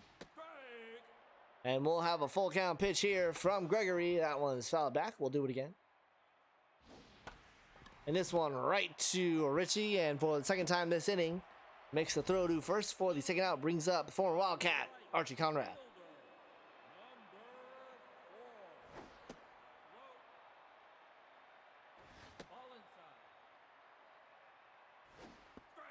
Two 2-1 count to Archie Conrad.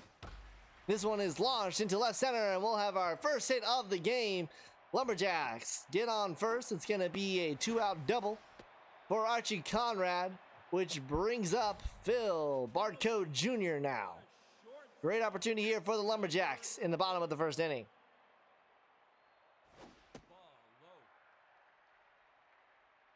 Barco Jr., a key part of the Lumberjacks campaign last season when they won their first Super Series championship, looking to be the first ever organization to repeat. But they'll need a win here in game 2 to get things back on track, as it's a full count, 2 outs now to Phil Barco. And that one right to Hewitt. Go to first in time for the out. And unfortunate for Barco Jr. as Hewitt was covering second base and hit right to her. As a result, it ends the inning. We now see Judd French batting number 4 here on top of the second inning for the Retrievers. Quickly behind 0-2.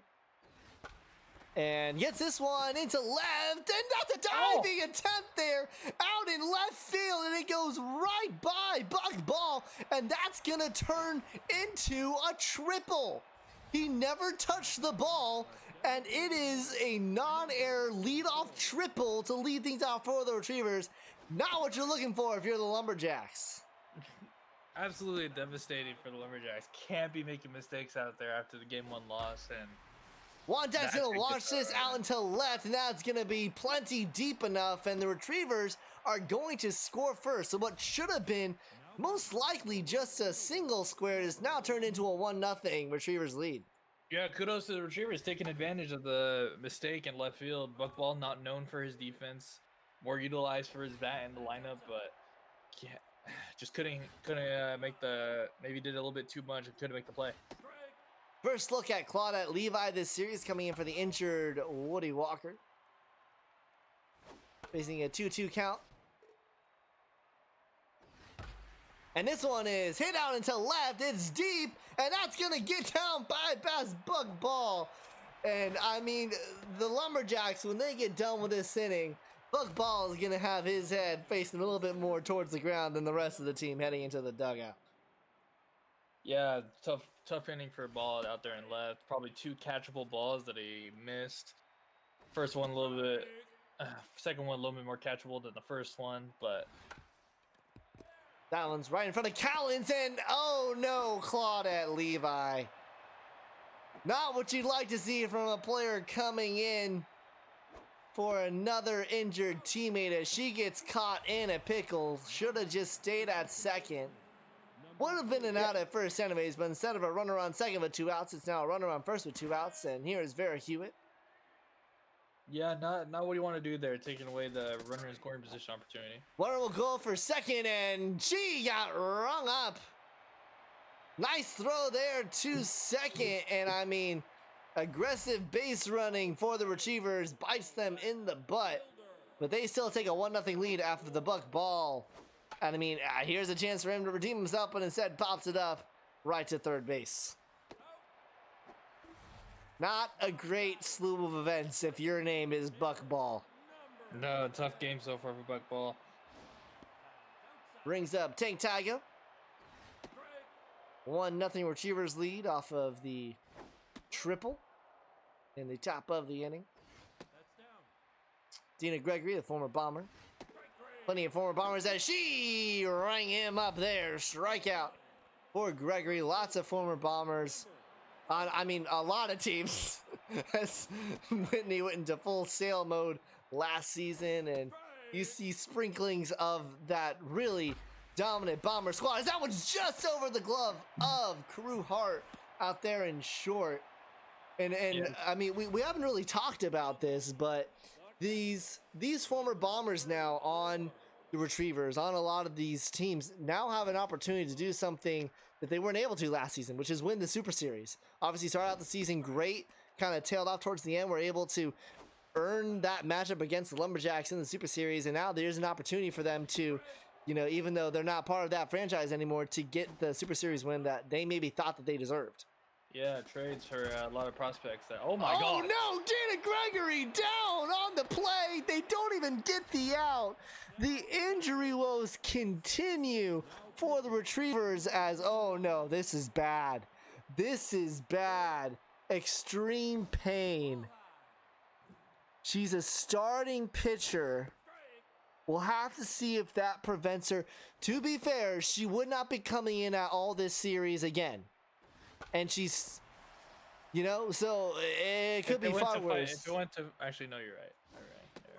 Pete Dropkin, and she rang him up. Pete Dropkin comes in to get the strikeout, but I mean, it is horrible now for the Retrievers. Dina Gregory out early, already out Woody Walker.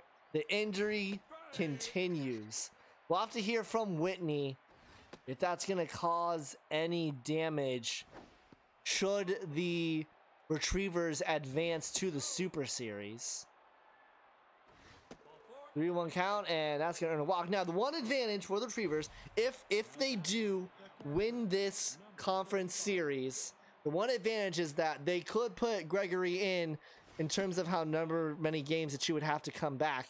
She could start in as like the number 3 and still have the opportunity to potentially pitch twice. So not completely the end of the world for the Retrievers squared, but it certainly is horrible right now for this game 2 situation with Dropkin coming in so early.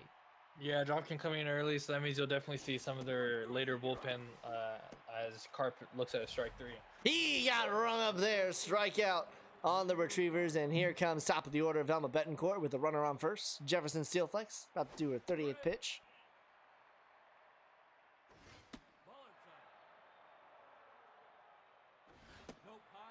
So far the story of this series has been the injury bug. As we'll see how it plays out here. Definitely going to have to go to the bullpen again.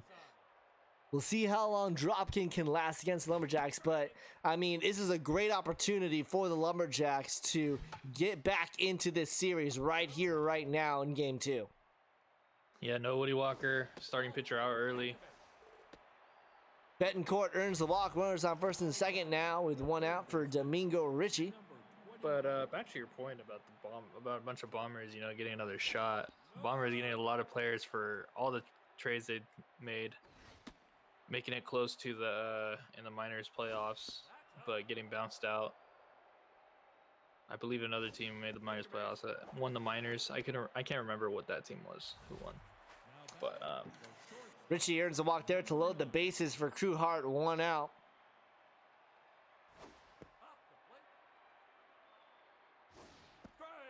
1-1 to Crew Hart. Swing and a miss. 1-2.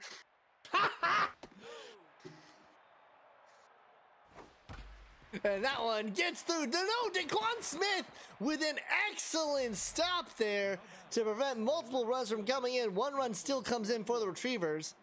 Runners on second and third now for former Bomber Judd French.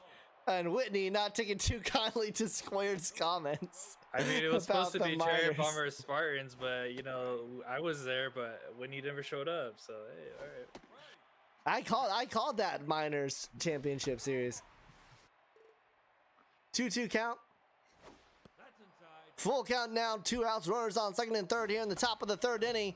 And that one's off of the glove of Steelflex. Throw to first, not in time.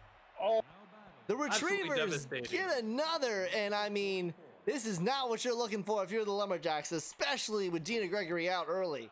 just some mistakes for the Lumberjacks. From the ball in left field to Steel Flex with error, and it's just not going the Lumberjacks' way so far.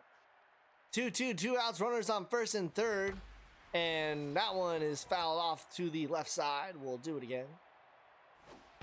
And that one is laced up the middle, and it's going to be 4-0 Retrievers as they're taking advantage here of Jefferson Steelflex in the top of the third inning. And here is Claudette Levi, who already has a double today.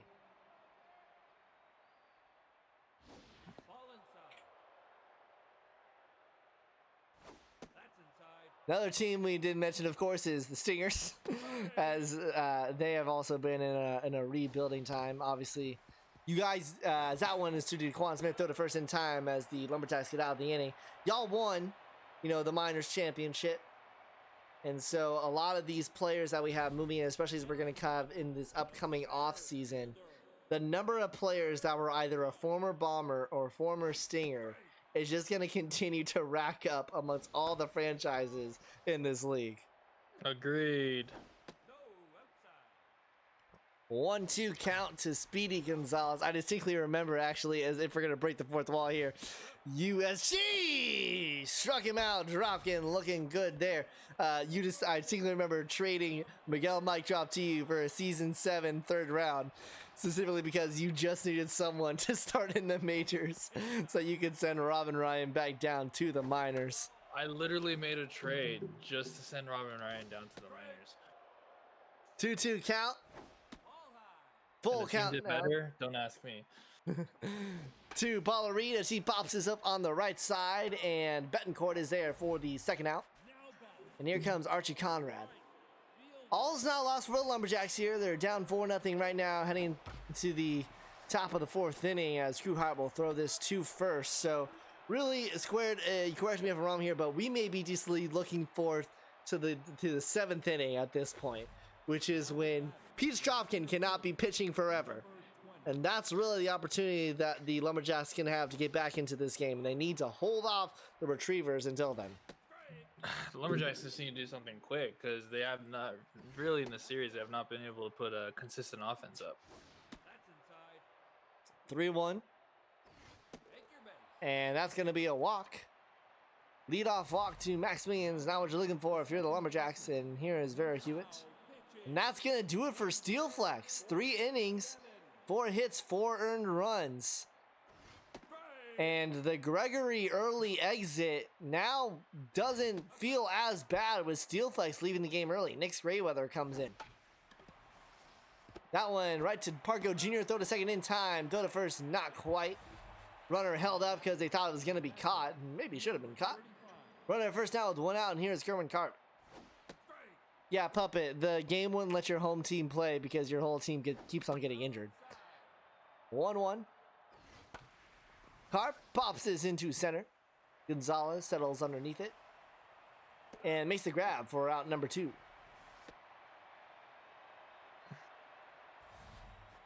batting, the first baseman, Velma Betancourt now, top of the Retrievers lineup.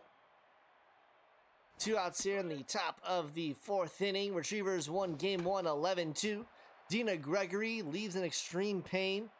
Still waiting to find out exactly what that's going to cause as she gets rung up there. Head to the bottom of the 4th inning. Barco Jr. ball. Tygo due up. As we'll see how that impacts the rest of the Retrievers postseason. But the Lumberjacks, they need some help quick to avoid being put in a tight corner, because if they lose this game, they've got to win 3 straight against the Retrievers. Yeah, that's tough to do, especially with Retrievers, whose offense is on clicking right now, to say the least. Offense is clicking, and now you've got Peach Dropkin, who's locked in. Kerwin Carp will settle underneath that for out number 2. Brings up Tank Tygo. Now, obviously, when you have the best pitcher on your team, is that one's going to be hit out into the left. I was going to make a point, but that's going to go down right in front of Judd French. Maybe could have died for it, but maybe he was thinking about what his counterpart on the Lumberjacks did and left and didn't want a similar situation. As the Lumberjacks stay in it now. 2 outs, runner on first, 1-1 count. Out into right, foul ball. We'll do a 1-2. Watches that one. Full count, 2 outs, runner will go. And the 28th pitch from Dropkin is a walk. So Dropkin not necessarily looking as sharp as we've seen her so far, as there's now runners on first and second with 2 outs here in the bottom of the 4th. Yeah, can't finish this thing in cleanly. Let's see if the Lumberjacks can do something with this and get their offense jump started. And crucially, her pitch count now heading to 32 here. Fouled off, 2-2 count, 2 outs here in the bottom of the 4th inning, rather. And she rang her up, finds a strike zone in Mumbai and gets it down. We get to the top of the 5th inning. Richie leads things off for the Retrievers as it's still 4-0. Tough call for Callens. I mean, that ball, you call it a breaking ball for a reason. That ball broke about as far as it legally could. Richie facing a 3-1. And that's going to be a walk from Grayweather. Brings up Crewhart. Now, you might know this of where Crewhart came to the Retrievers, or has he just been a standby retriever for this team? That's a question for Whitney, but as far as I know, I'm pretty sure he was a retriever last season. So as far as I know, he might have been drafted. Whitney can correct us, as that one's going to be off the left side. Barco Jr. makes a diving stop, but safe at first. Runners on first and second now, and here's Judd French. He is an OG retriever, according to Whitney. And what we were talking about last season with the Retrievers is they had some really decent batting tools, but then you had players like Jet Me. No offense to Jet Me, it was an attempted hit and run, and runner gets caught out at third. And with this one now, it's going to drop down into center. Gonzalez is there, throw home, and Paul Reed will make the cutoff. So it's 5-0 for the Retrievers. A little bit of aggressive base running by the Retrievers there, but they still go ahead here, 5-0. Yeah, just keep pouring it on for the Retrievers as their offense just keeps on rolling. But that's what we were talking about last season, is that this squad had really some decent hitting pieces and just didn't have the support that it needed. And they've been able to supply that this year to back up those bats as he gets rung up there. Well, for Retrievers, it was basically Walker, Hart, and everyone else. Now this season, you added Deck, you added French, you added Kerwin Carp, who's doing really nice, and now people like Hewitt, Betancourt can thrive more, and Richie can thrive more. And then with the pitching additions, Peace Dropkins now moved to the bullpen. Gregory, Bodan's emerged as an ace. It just really clicked for the Retrievers. 2-2 count, 2 outs here in the top of the 5th, and that one is hit by Levi. DeQuan Smith will settle, and that'll be the 3rd out. We're going to head to the bottom of the 5th inning. Retrievers add one more. It's 5-0 with DeQuan Smith in the top of the lineup due up for the Jacks. And then you gotta, as long as we're getting credits to both teams, As you know, obviously these teams have emerged. We've talked about how, you know, the Dragons and Moonshots kind of emerged in the beginning of this season. Dragons obviously fell off, didn't even make playoffs, and then Moonshots got upset in their series, and really a testament to the way that these teams are built to really compete in what was a really competitive conference this year. Yeah, a lot more competitive than a lot of people thought it would be. You know, thought Moonshots, Dragons, another team, or maybe another team would run away with this ground ball to heart, 2 steps, Stores of the first, would run away with the conference, but it was more competitive than the Epic, which the Epic was already decided like week 8. Serpents managed to get into the postseason with a 6-8 record. If that doesn't tell you what the status of the Epic Conference was. Yeah, they're just holding the 6th spot for the Stingers/Bombers. You had Cyclones, Stingers, Bombers, Unicorns, all participating in the Tank Bowl. As that is a full count walk. A little bit of life here for the Lumberjacks, as here is Archie Conrad. Yeah, also, when's the Spartans versus Gauchos game? We'll definitely need to plan the Spartans and Gauchos. For those of you who are unaware and new to the league, we had a bit ongoing about the fact that we need to do a Gauchos versus Spartans.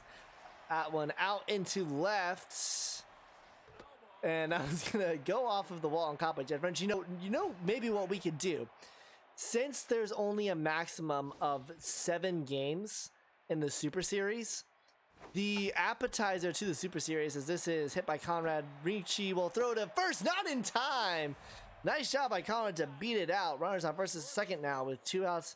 Maybe what we could do is like an appetizer to the Super Series. We do 1 game of Spartans versus Gauchos. Lead things off because the Super Series is maximum of 7 games, and that way we know for a fact that we'll be playing games on Wednesday, since the maximum could be 3-0 in the series. That'd be fun. We'll have to run that by the commish. We'll have to see. I think that might be like a fun little tradition to do, to before we see the Super Series, see the best of the least and the least of the best face off, as the bases are now loaded for the Lumberjacks. Great opportunity for them here. Yeah, I could really get back into this game, and Buck Ball would be poetic if he's the one who did it. 2-2 count to Buck Ball, and that's not poetic justice. That's a game, as that one's gonna get just into the dugout, bailed out. Let's see what he can do here. Another foul ball. Dropkin up to her 63rd pitch, and he doesn't even swing. Gets rung up there. Stays alive with foul balls, and the going just keeps on getting rough for Buck Ball. Oh my God. And that is a massive opportunity missed for the Lumberjacks. What was 1 swing away from a 1-run game is now still a 5-0 Retrievers lead, as that's going to be a leadoff single for the Retrievers. Top of the 6th inning, and it's starting to get desperate now for the Lumberjacks, especially if the Retrievers keep their bats hot. Here's Vera Hewitt. Go for 1 with a walk, facing Nick Screenbrother, who's about to throw his 37th pitch. 1-2 count. Swing and a miss. He rang her up there. Nice job by Nix to get the batter out. 1 out here. Kerwin Karp with 1 out, runner at first. Top of the 6th inning. Retrievers up 5-0 here in game number 2, as this one is hit deep, heading to the track at the wall, and it's out of here. Kerwin Karp continues to hit above his pay grade, and the All-Star puts the Retrievers ahead 7-0. Yeah, Kerwin Karp just keeps on going, and somebody pay the man, Jesus. And the Retrievers just keep pulling away. Well, we go from the bases loaded, an opportunity to get this game within 1, to now it being 7 runs, and it's not over yet. This one is heading deep back to the track at the wall. It's out of here. Back-to-back home runs, and I mean, it's just game 1 all over again. That's squared. Yeah, this is getting a little ugly, honestly. It's turning a little bad for Lumberjacks, as the Retrievers, they're too hot right now. They're too hot. A line ground ball to Strangelove finally gets the first out of the inning, and here is Crew Hart, or second out of the inning rather, as here is Crew Hart now. Pop quiz, what was Carp before he was a bomber? I have no idea. Not a stinger. What was Carp before he was a bomber? Do you know this, Squared? A free agent. That one's gonna go up the right, and the hot bats with the Retrievers just keep on going. And I'll tell you one person who's not liking this game, besides the the Lumberjacks, is someone named M. Whitney71, who has the Retrievers' first-round pick. And what maybe he thought was gonna be a pretty high pick is already a pretty low pick now. Oh Lord. This one hit deep, fouled out left. It was a walker. Kerman Carp was a walker. Out to the left, picked up by Strangelove. Throw to first in time for the third out. But the Retrievers put on 2 home runs. And it's now 8-0 into the bottom of the 6th inning. And the Lumberjacks are running out of time here in game 2. Absolutely dominant performance from the Retrievers tonight.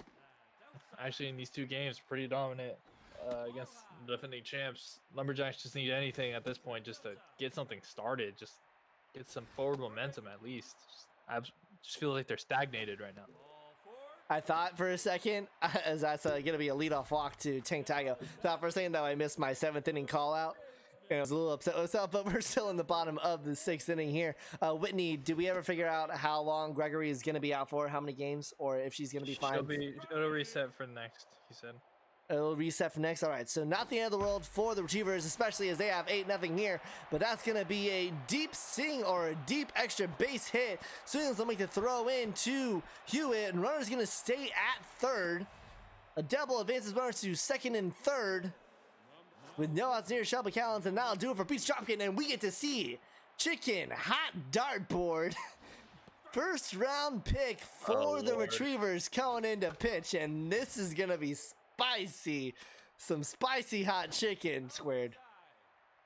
Yeah, this is gonna be. We'll see how this goes, but 8-run lead. I'm okay with Dartboard being in there. We'll see how it goes, but it's gonna be a strikeout as he right up there. Beautiful curveball.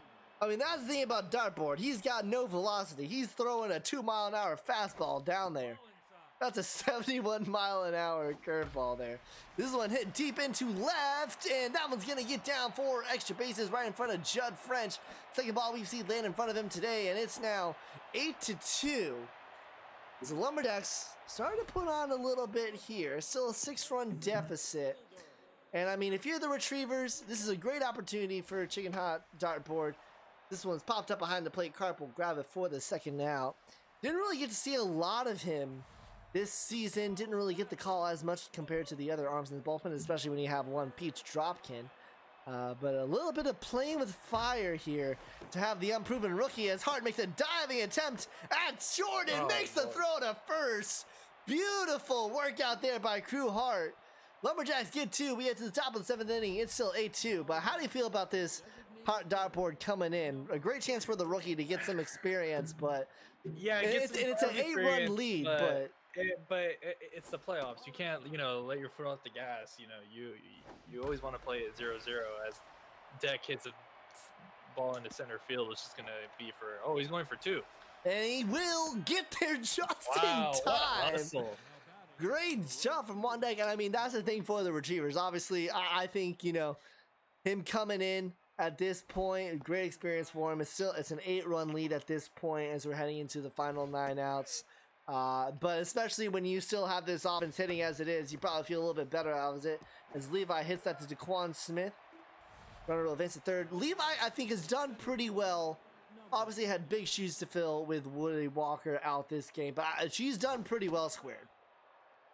Yeah, she's done all right, except for that blunder base running, but she's done all right to in coming in off the bench for Woody Walker.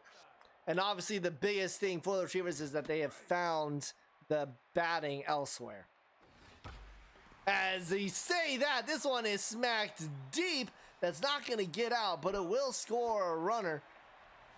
As Wandek, who legged out the double, proves that into a run. It's now 9-2, and I'm going to have to get the double-digit graphic ready. Are we gonna head for our third double-digit game of the night? I mean, this is why I made it in my OBS to have the beautifully centered double digits in there. As here is Vera Hewitt now with 2 outs, have a 3-1 count against Raleigh Fingas. Nice curveball in there, full count, 2 outs, and misses the zone. So a walk for Hewitt. This inning will continue. I apologize. Hot dartboard, not a first round, early second. That will do it for Fingas. In comes Lucio Ball. And if we're going to see anything from this Lumberjacks team, they're going to need to get out of this now with Kerwin Karp up to bat and get some runs in the bottom of this inning. As he rang him up, and that's the way to start it. Ball comes in, gets a strikeout on Karp. We head to the bottom of the 7th inning. Want to thank you guys for joining us here on the conference finals, day 1. FISAC on the call, joined by A Squared. Make sure you are following the official SSBL Twitch. Maybe send a Prime Gaming sub our way if you have a spare one. But make sure you're part of the Discord. Submit player names, potentially become managers, assistant managers of league teams, and just join in all the debauchery as we head to the end of Season 5. As that one's popped up into center for the first out of the inning.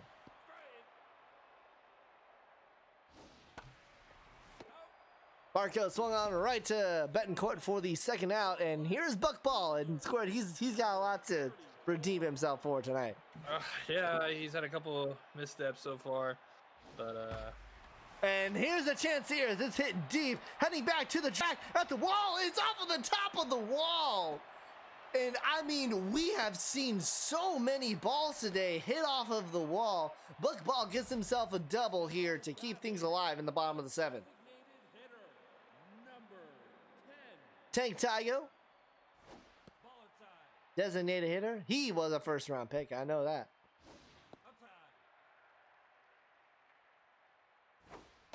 2-1 count. Runner at second. 2 outs. Down by 7 are the Lumberjacks. 2-2 now.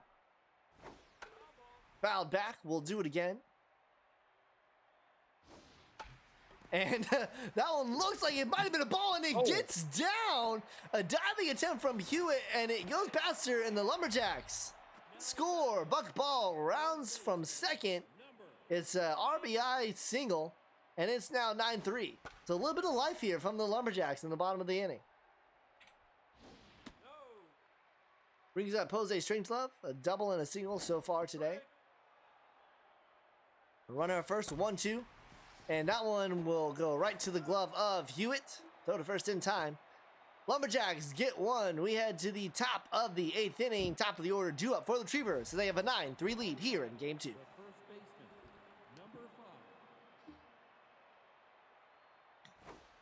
Betancourt with a home run and a walk. You know what's interesting is that we have yet to play the home run song because the home team has yet to score a home run.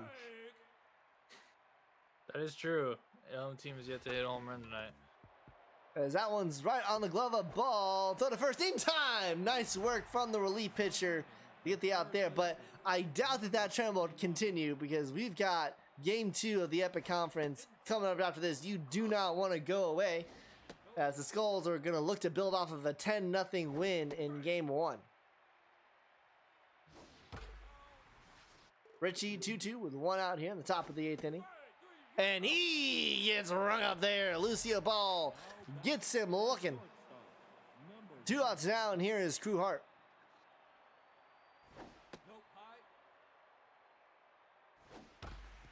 Right up the middle, and Hart's got himself a 2-out single. The Retriever bats just keep on coming, and this has been something that we've seen from them all season, and they're proving on that here in postseason. Judd French 3 for 4, has a triple, 2 singles, and 2 RBI so far today. 2 outs, 1-1 count, runner on first here in the top of the 8th inning. Retrievers have a 9-3 lead. And he gets run up there. Ball gets another strikeout. We head to the bottom of the 8th inning. Callan Smith Gonzalez due up for the Lumberjacks. And that's going to do it for Richie, who is tense. Rubenstein's going to come in defensively. And we saw it in game 1. We're going to see it now. Betancourt's out and in comes Sessions. So a lot of defensive moves now for the Retrievers. Yep, usual for the Retrievers. I like what they do here. You know, big lead, but taking no chances. He rang her up there. I mean, chicken hot dartboard, proving the naysayers wrong so far. 2.1 innings pitched, 3 hits, 1 earned run, 2 strikeouts. Not too shabby for the second round pick, as that one's up the middle. We'll see how long the Retrievers are comfortable keeping him in. Obviously, absolutely no velocity. You can spit a ball faster than he can throw it. I think his fastball is like 88 miles per hour or something. Quickly behind 0-2 is Speedy Gonzalez. He's 0 for 4.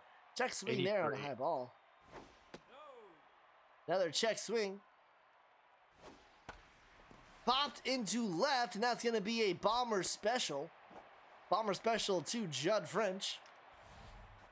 So runners on first and second with 1 out, and here's Paula Reed, and that will do it for Chicken Hot Dartboard. He gets 2.1 innings of action, and in comes Nettle Bracketeer.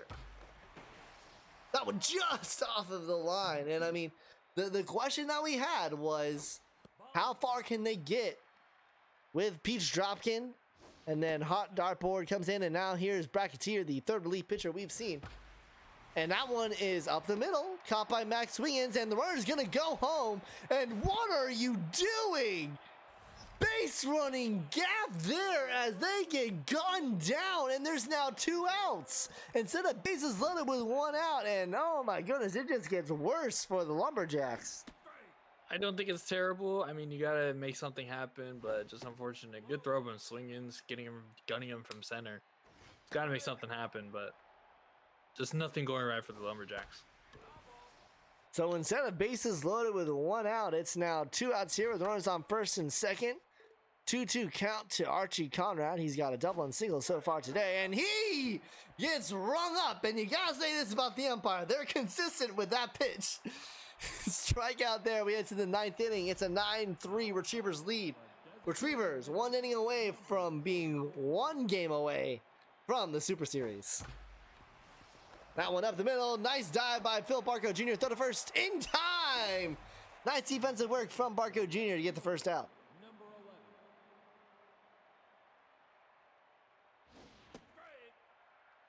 Claudette Levi in for the injured Woody Walker. Walker will be back tomorrow as he rang her up there. Strikeout for Lucio Ball, and I mean, if there's one high point for the Lumberjacks this game, it's gotta be Lucio Ball so far. Yeah, Lucio Ball is just keeping it within reason. 6 runs, not impossible. We've seen 8-1 on 2 outs, but good outing, better than the first game. 3-1 count to Max Swingins, who gunned the runner down. Full count now. Fouls off. We'll do it again. Really a great throw by Swingins. And he earns himself a walk now. So Swingins definitely up there for a potential player of the game. We'll see where the stars align. Is here is Vera Hewitt. 0 for 2. 2 walks. Pops this into right. Will it get down? No. Plenty of speed. Daquan Smith says, I'll take that, and tied about 50 feet to catch it. We head to the bottom of the 9th inning. It's a 9-3 Retrievers lead. They're 3 outs away from taking a 2-0 series lead here in the Heroic Conference Finals. And that one's over the outstretched glove at third, and that's going to be a double. Leadoff double here for the Lumberjacks. And how do you feel about Nettle Bracketeer staying in right now?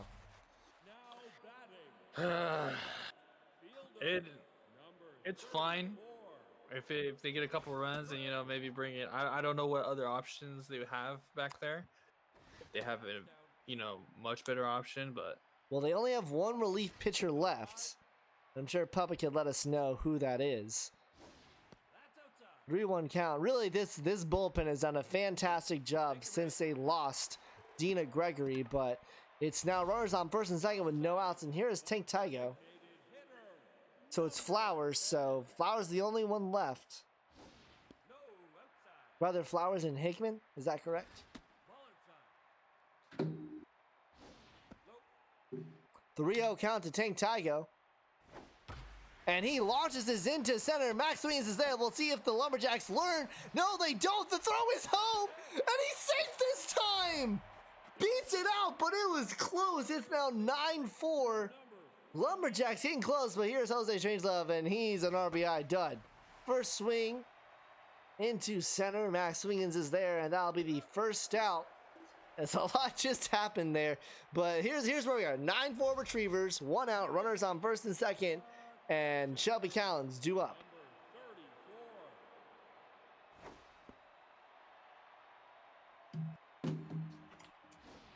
So as you were saying, Square, not too far to come back from. Certainly one swing changes the dynamic of this.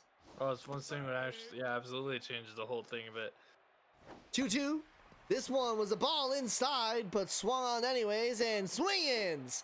I mean, he might not get a player of the game nod because he hasn't been phenomenal hitting, but defensively, he is for sure contributed to this Retrievers win. Yeah, if they hold on definitely here. Locking down in center field, just making great plays on the run, good throws, and he's locking it down in the outfield. 2-1 count. DeQuan Smith, the last hope right now for the Lumberjacks. Runners on first and second. Retrievers, 1 strike away from a 2-0 series lead. Full count, 2 outs, runners go inside. Racketeer walks DeQuan Smith. And top of the order here, Speedy Gonzalez with the bases loaded. 1 swing away from a 1-run game.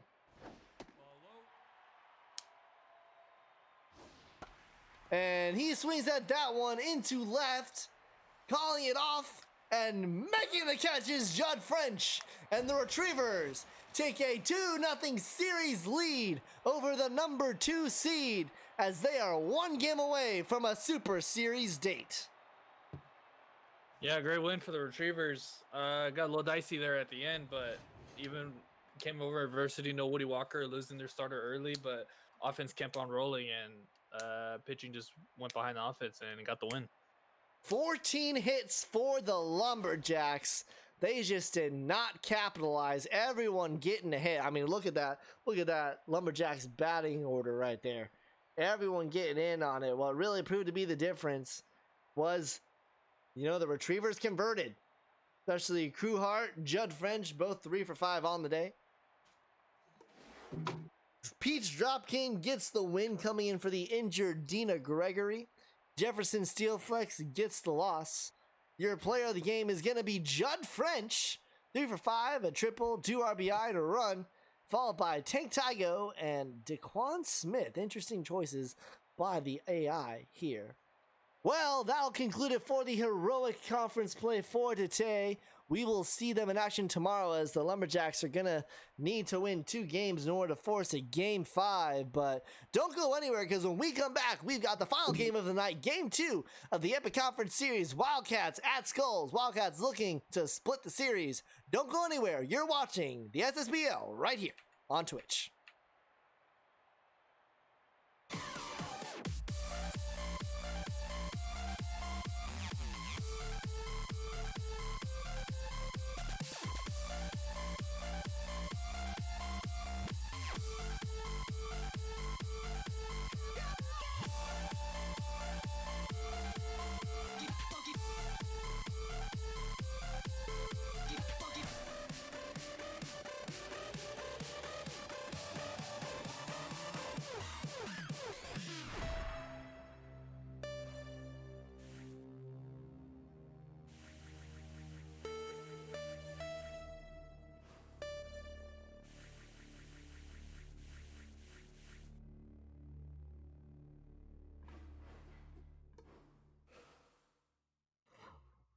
But I just gotta know one thing. Are you ready? No! I said, are you ready?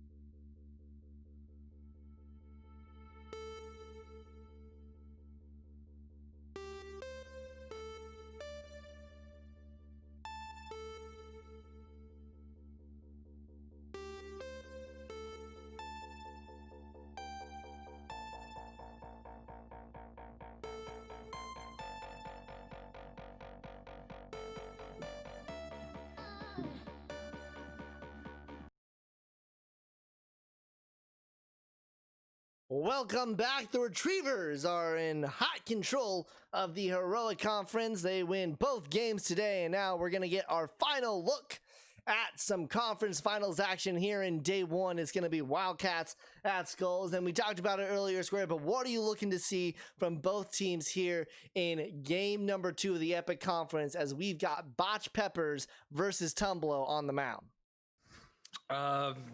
Wildcats, just anything really, just to get themselves going. Pretty flat showing in the game number 1, past a certain point, and Skulls just keep doing what you're doing. Like I've been saying, that's their key to the game. Keep doing what you're doing. Well, we're already starting out great because I remembered to put in the proper scene so that we can see the game. As we are going to get things started, Jess Tumblo. First pitch swung on by Curtis. Botley will covers and throws for the first out as we're underway here in Game 2 of the Epic Conference Finals.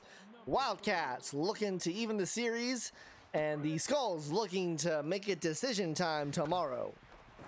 A diving attempt there at third by, I believe, Wiley Intense.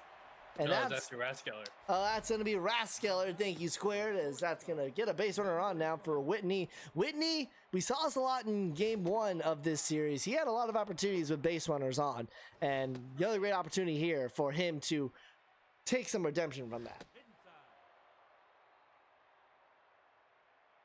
That is important to note. We are going to be leading off with Skulls at Wildcats tomorrow. Game time is going to be 8 p.m., or rather 7 p.m. Central Time. Myself on the play-by-play, and we're going to be joined by Whitney on the color commentary. Swing! MSG, ring him up there. Whitney goes down swinging. 2 outs now for Alan Hiker, and with all of his stats, he's looking to do some damage here. Yeah, they really need Alan Hiker going as he grounds out to short. Morgoon sends it to first. And that's just not the recipe, Squared, as we're going to head to the bottom of the first inning. Skulls will lead things off.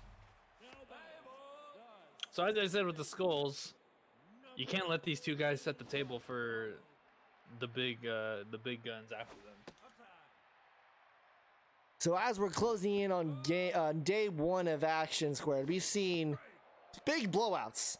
I mean, it looked like it was going to be a competitive day at the beginning. As this is a full count now to Botley, and he jacks this one out left foul. And then the Retrievers really just escalated it, and then since then, it's just been really blowout baseball from all games we've seen today. Yeah, most of the games that Botley will get walked. Most of the games have actually been pretty close, like up until the 5th or 6th inning. Then the one team pulls away. So we'll see if that trend continues here. That's going to be a walk. Earns there, and it brings up Brock Yellow. See if he can capitalize off of the leadoff walk. 1-2 count. Swung on, fouled. Botch Peppers, interesting choice to come in for your number 2. As this swing and a miss. He rang him up there as Botch Peppers heard me and said, I'd like to prove to you why I'm the number 2. Yeah, a little bit interesting there. Maybe Renta Saka or someone else, but don't blame Aggie here. Botch Pepper's been solid from the bullpen. Runner trying to get to second. Caught! Stealing! Botley will go sit back down in the dugout. 3-1 count to Kipshaw. And earns himself a walk. So second walk from Botch Peppers this inning. Brings up Denver Brainstorm. Designated hitter, number 6. Checks on the runner at first. Kipshaw got plenty of speed. Saw plenty of aggressive base running from the Wildcats in game 1 of this series. 0-2 count to Brainstorm. That one in the dirt. That's inside. Inside, 2-2. And this one is jacked, heading back to the track, at the wall. It's out of here. And Denver Brainstorm, you magic man, I get to play the home run song.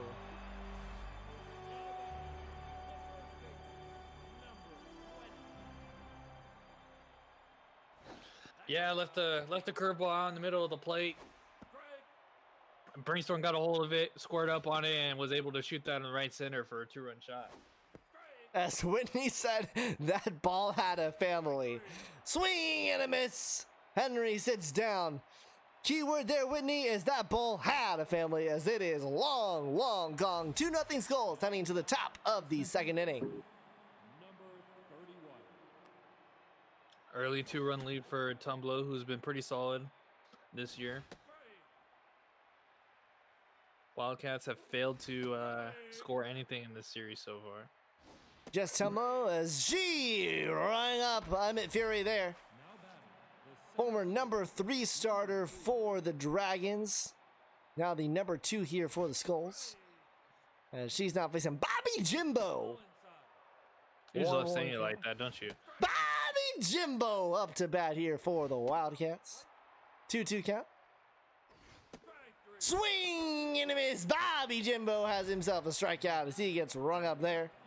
I think my favorite part about Bobby Jimbo is I'm the direct creator of Bobby Jimbo since I was the recipient of Alex Hatman.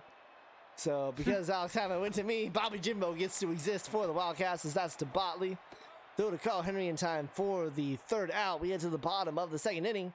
Maniac, Intense, Rascal are due up for the Skulls. Now batting, the catcher, number 23.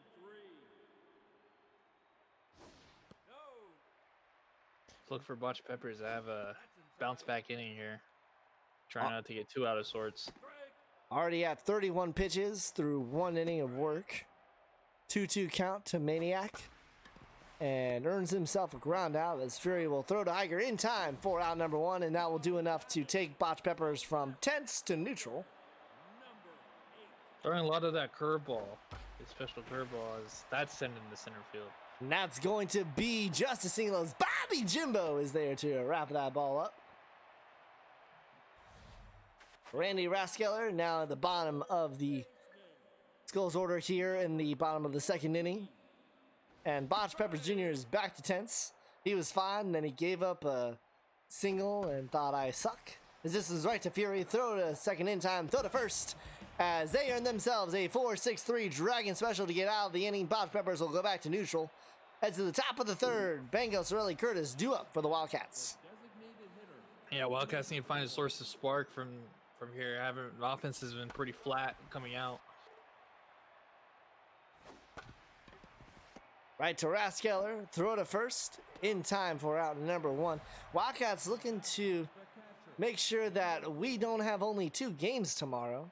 Of course, the Lumberjacks and Wildcats could definitely win some games tomorrow, but...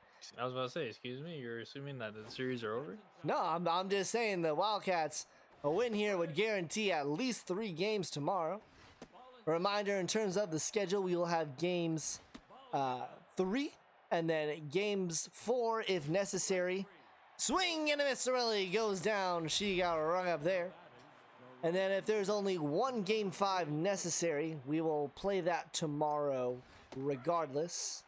If there are 2 game 5s, so if the Wildcats lose here, and then the Wildcats and Lumberjacks run the docket, tomorrow we'll have 2 games on Wednesday, as she gets rung up there. And then, of course, even regardless of what happens in this game here, if we have 2 game 5s, we'll go to Wednesday. Dean, I think we're gonna go ahead and just pitch it to happen on day 1 of the Super Series. I think that'd be a nice little teaser to it, similar to how we have the All-Star game before the play-ins. We'll have to run it by the commish, but we'll see. Aggie is already giving up, saying they're screwed when it's only a 2-0 game. Dribbler, Fury, throw to first in time for the second out. Aggie, you're in a much better position than the Lumberjacks right now. That's all I say. Here is Brock Yellow. 2 outs. 0-1 count, and he's got himself a single. Bobby Jimbo there to wrap that one up. Bottom of the third inning. Skulls have a 2-0 lead, and here comes Kipshaw. And as we were alluding to earlier, squared, Brock Yellow leads things off for this Skulls heart of the lineup. And Kipshaw is a nice opportunity here to knock Yellow ahead with only 2 outs. Yeah, setting that table. Kipshaw, I wish we went deep in the stats where we had like an average of what Kipshaw bats when Brock Yellow is on. Because I'm sure it'd be like 900. Dean, I feel like what the schedule would be next week on Tuesday, as the runner takes off for second, Whitney will throw to first in time for the third out. Led to the top of the fourth inning, 2-0 Skulls. I think what we would do in that case is we would have the best of the least and the least of the best game. And then, as this one is jacked deep, heading back at the track, and that one is just off of the wall. It's going to be a leadoff double for the Wildcats here in the top of the fourth inning, and some life from their bats. As we're saying, if it's 3-0 in the game series, I would think that we would play an additional game on that Tuesday. Henry steps on the bag for the first out. Also, what are the odds that it's going to get swept? I say that purposely tempting the gods for a sweep. Alan Hiker, a runner at third. We'll have to figure that out, but we'll definitely need to have that game played for sure. 2-2. Full count. And that's going to be a walk. So Tumblo gives up a giant hit. And then a walk for runners on first and third with one out now for Emmett Fury. The game for sure needs to happen before the conclusion of the Super Series, because once trades start to happen, the whole like balance of it goes in question. As that one is going to get down right in front of Brock Yellow, and the Wildcats get on the board. Yellow trying to make a diving stop, and Jess Tumblo is now going to be 10th squared. Yeah, good effort from Brock Yellow trying to save that run. Oh, maybe he still would have got in, but oh my, Bobby Jimbo, long ball heading back, and that's caught by Brock Yellow. Oh, I got so excited. Bobby Jimbo, the RBI man, so close to putting the Wildcats ahead. Instead, it's 2 outs, runners on first and third. Yeah, Dean, we already have we already have the knowledge that we are potentially doing game 5s. I think we've done a game 5 so far once this season, I think. That one's going to get through. Brock Yellow will settle, and the runner's going to take off for third. Brock Yellow's got a gun, and he guns him down. The Wildcats tie it up at 2, but Brock Yellow long guns the ball to third to get it out. We head to the bottom of the inning. Devin Brainstorm will lead things off. And that one will be a leadoff single. And that one's going to get past the glove of Baleen Curtis, and it's going to turn a single into a double. As we're starting to see some of these bats warm up for both teams squared. Yeah, now you're starting to see the offense from both teams. Skulls, great at converting chances, so we'll see if the Wildcats can spoil it for them. Ball Henry, 2-1 count, runner on second, no outs here in the bottom of the fourth inning. It's now a tie game after the Wildcats put up 2 in the top.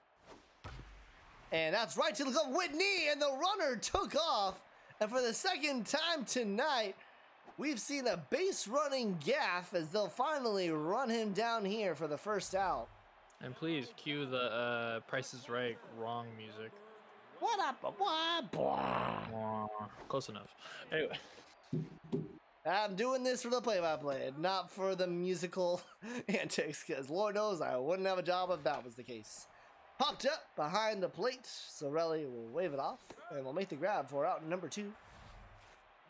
Brings up Wiley Intense, 1 for 1 with a single so far today.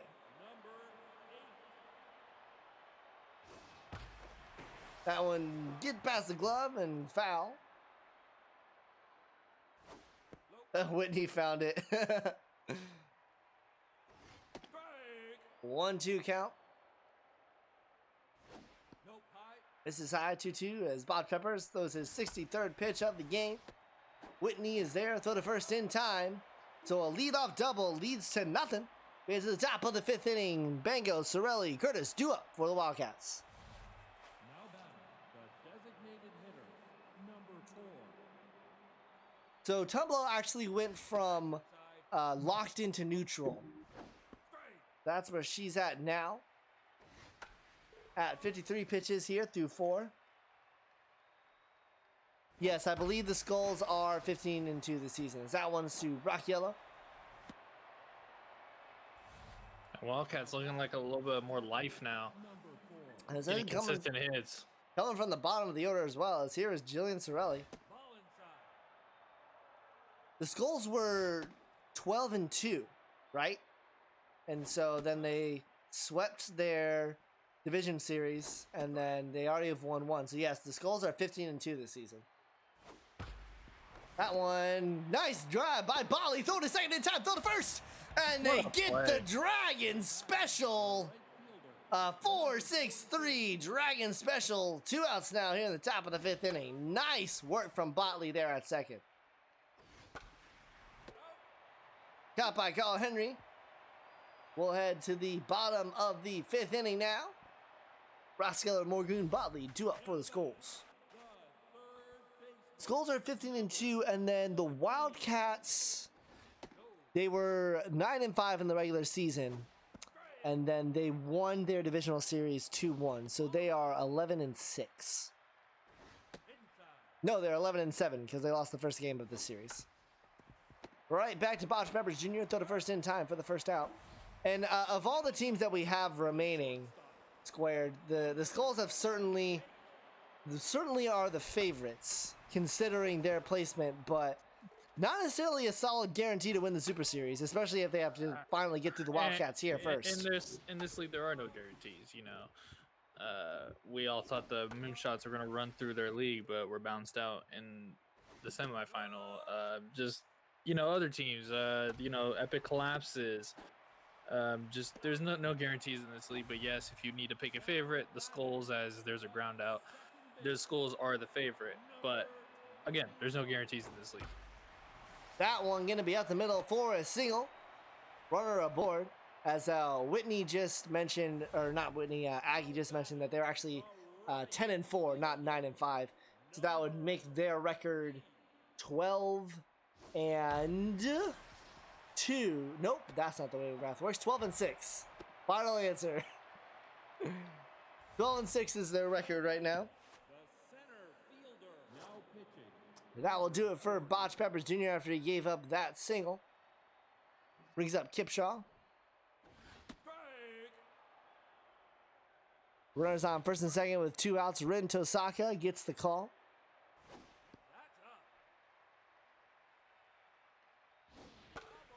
Yeah, Puppet. It's still just a 2-2 game here in the bottom of the 5th inning. Jaw threatening, and that one's going to get through. Runner will head home. Chico Island will make the throw to third, and not in time. That was close. Runner will score. 3-2 ball game with Denver Brainstorm up with 2 outs and runners on first and third. Yeah, great hit by Kip Shaw, the man. But good throw by Chico Island too, just not in time. And we'll see if Brainstorm can do some more damage. 0-2 the count to Brainstorm. Tosaka will look to limit this to 1. She inherited these runners, and that one's going to get through center, and there'll be another run. Bobby Jim will make the throw to third. Not in time. Again, the runner beats it out. It's now 4-2. Runners on first and third, and here is Carl Henry with 2 outs. And we have seen this time and time again from this Skulls team, Squared. From postseason to regular season, they just find a way to score runners. Yeah, they're the best at converting in this league. They timely hits, and that's another run. Timely hits, that might even score 2. Runner will head in from third. It's gonna be a 2 RBI double for Henry, and what was a tie game is now 6-2 for the Skulls. And just like we've seen in previous games, looks like they're starting to pull away a little bit. Finally gets the out. The damage is limited at 4. It'll be the meat of the order duel for the Wildcats in the top of the 6th inning as they're down 6-2. Third baseman, number 30. Tumblo still in. Just her 62nd pitcher, pitch count well in check.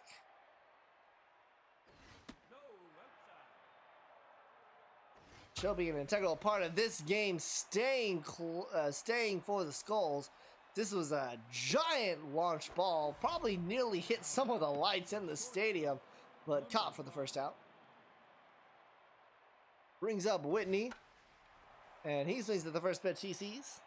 A little bit of dragon syndrome there as Ricky Maniac will make the catch for out number 2. Brings up Alan Hiker. Number 22. And not necessarily the response you'd like to see from the Wildcats after giving up 4 in the bottom of the inning. Nope, high. Ball high. 3-0 count from Tumblo. Take your base. And a 4-pitch walk for the Wildcats here as Emmett Fury comes up, and a little bit of potential here to try and get back in this game. As Puppet is now leaving. Raskiller throws the first in time. We head to the bottom of the 6th inning. It's the bottom of the order due up for the Skulls as they have a 6-2 lead here in game 2. Now batting, the left fielder, number 8. That's inside. Osaka is tense. That one dribbled to Baldwin, throw the first in time for the first out.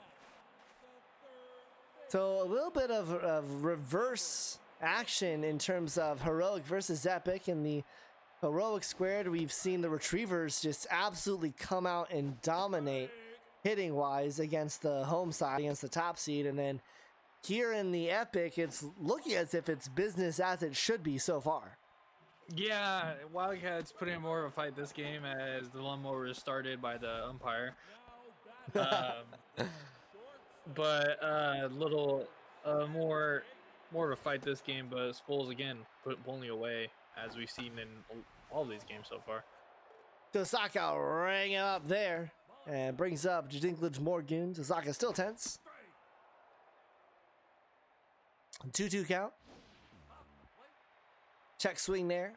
Full count. Swung on. Picked up by Whitney. Throw to first. In time for the third out. We'll head to the top of the 7th inning. Wildcats down to their last 9 outs. They need to start getting something going here. Bobby Jimbo is going to lead things off here in the top of the 7th inning. You really love that. It's just a great name. Just Bobby Jimbo. Name one better name in the league right now than Bobby Jimbo. Hold on. The left fielder, number Hold on. 28. Give me a minute.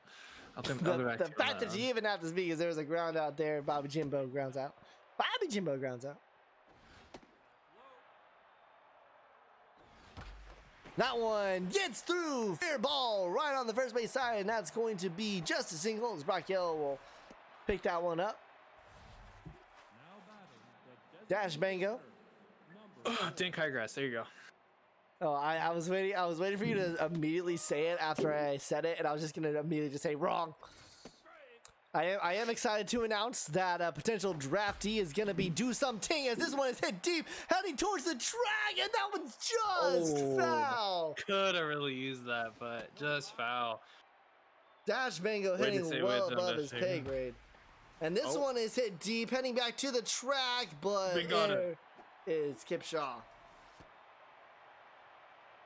Do Something is going to be, oh gosh, Do Something is a, I forget what I submitted him as. He might be a third baseman. He might even be a pitcher, actually. That's down. No, I'm gonna go with either he's a third baseman or a left fielder, because those are my needs. 1-2 count to Sorelli. He's gonna pop this one into right. So it could have been a 2-run home run, results in nothing. We head to the bottom of the 7th inning. Skulls have a 6-2 lead here in Game 2 of the Epic Conference Finals. Fisac on the call, joined by A Square today. Want to thank you for joining in. Make sure that you are following the official SSBL on Twitch. Maybe send us a Prime Gaming sub if you have a spare one. Regardless, make sure that you're part of the Discord. That's where all the shenanigans happen. That's where you can submit player names, join the league, and find out more. Ground out to lead things off here in the bottom of the 7th inning. Tosaka Square has been tense this entire time, and that's just keep on going as it's at the track, at the wall, and it's out of here. A deep bomb, and it's 7-2 Skulls. And, well, expect this from Yellow. He's a great hitter. Now it's got Sean. Brainstorm doesn't get any easier. Hal Ullman will come in for Tosaka.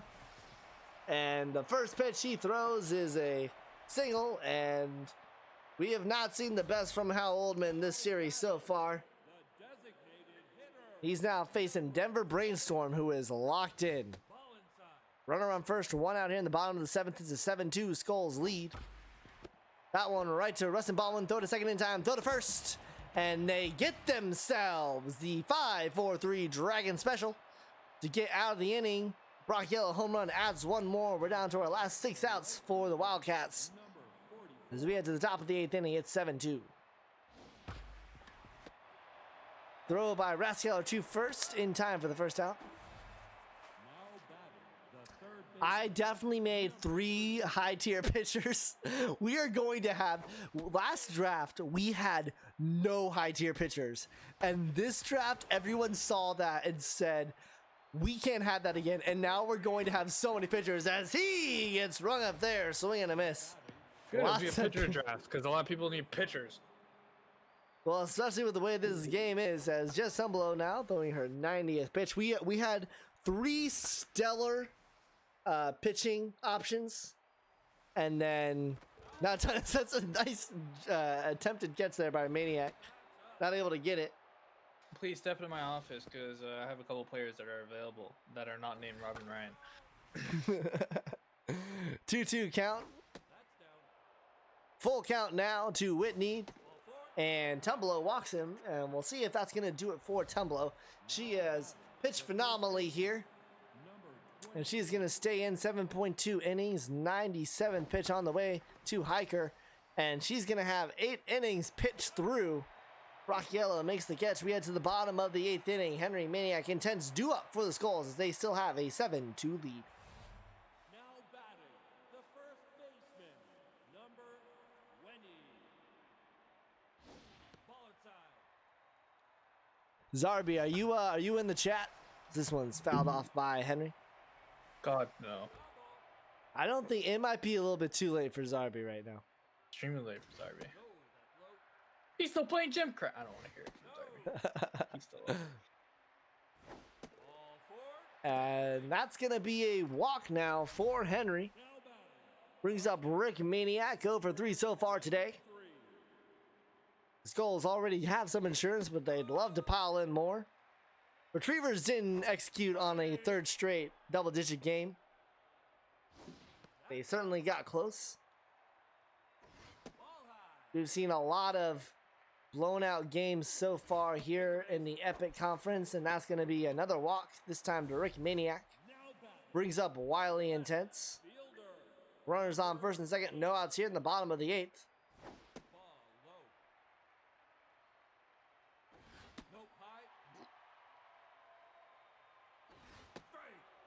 2-1 count. Fouled off. We'll do a 2-2 now. And another potential Dragon Special. Baldwin to Fury to Hiker. Another 5-4-3 Dragon Special, and that's just what the doctor ordered for the Wildcats.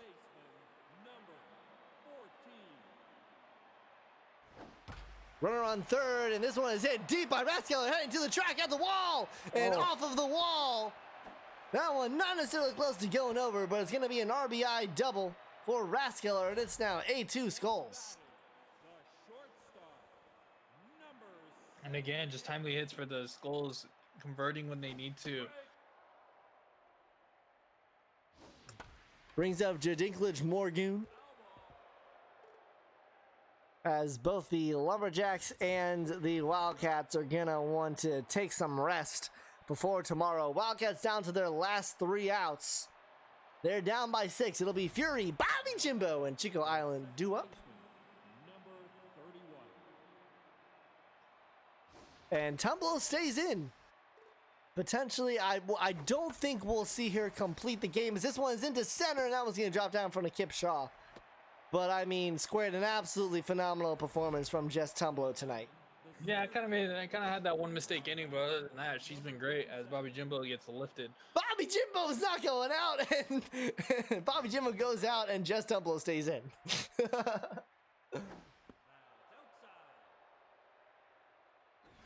Oh no, it's definitely going to be more than that, Dean, because it's going to be 66% our higher tier players.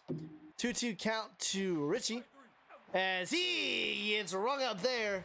Just Tumblo, and might be our final batter, gets a strikeout, and that will do it for Tumblo. 8.1 innings, 7 hits, 2 earned runs. Fantastic performance from the former Dragon, as she did plenty to get this Skulls team in position, but a nice extra base hit here, and that's going to be a RBI double for, I believe, Emmett Fury. No, that's not Emmett Fury. Someone will correct me for who that was. That wasn't Richie. Don't know who that was, but they got themselves an RBI double. And 2 straight hits here, as it's 8-3 now. And a little bit of life for the Wildcats. Chico Island. Chico Island with the hit there. Brings up Jillian Sorelli. And Jillian Sorelli earns herself a 4-pitch walk. So Jess Tumblo comes out. And we're now at the top of the Wildcat order. Ahe Hugo is tense. And this is a little bit spicy right now, as we're 1 swing away from a 1-run game. I've seen crazier things happen. 3-1 count to Bailey Curtis. She's tense, and she's going to line that up the middle. 1 run will score, and the Wildcats are not going to send the runner. So it's now 8-4. Rustin Baldwin is up, and it's a 1-swing game now here in the top of the 9th inning. Dante Smalls? Hugo is definitely tense, and this is the way the world ends. Oh no, he beats it out. They get the runner out at home, which is crucial, but runner safe at first, bases loaded, 2 outs, 1 swing away from a tie game, and it's Whitney who gets the call. Watch as we see it, 1-1 count. This one, that gets over the glove at first. Runners will score. It'll be a 2-run single, and it's now 8-6. 1 swing away from the Wildcats taking the lead, and who is it but Alan Hiker? Things are getting spicy here. Yeah, Alan Hiker could put the Wildcats in the lead with 1 swing. 2-0 count. Finally finds the top of the zone. 2-1 to Alan Hiker. Misses well low. And that walk will load the bases for Emmett Fury. He's 2 for 4 with 2 singles and an RBI. And he has the potential to put the Wildcats tied or up here. 2 outs. 1-1 count. This one lined right to Carl Henry.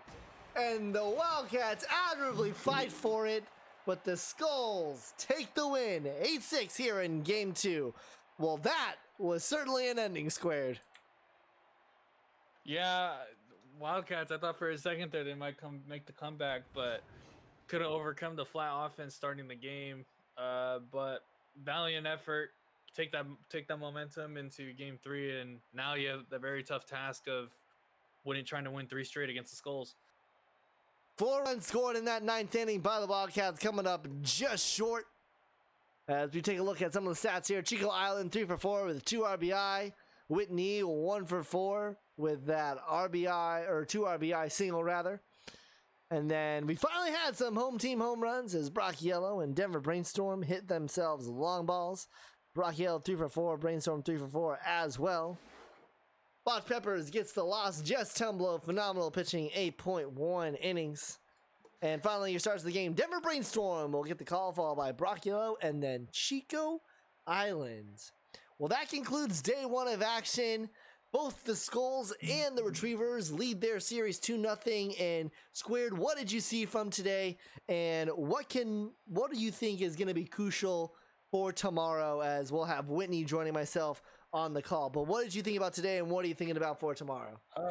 I saw very impressive performances from the Retrievers, especially in game 2, being down Woody Walker and losing Dina Gregory early. I saw very impressive Retrievers performance, pretty much almost playing great baseball in all facets of the game.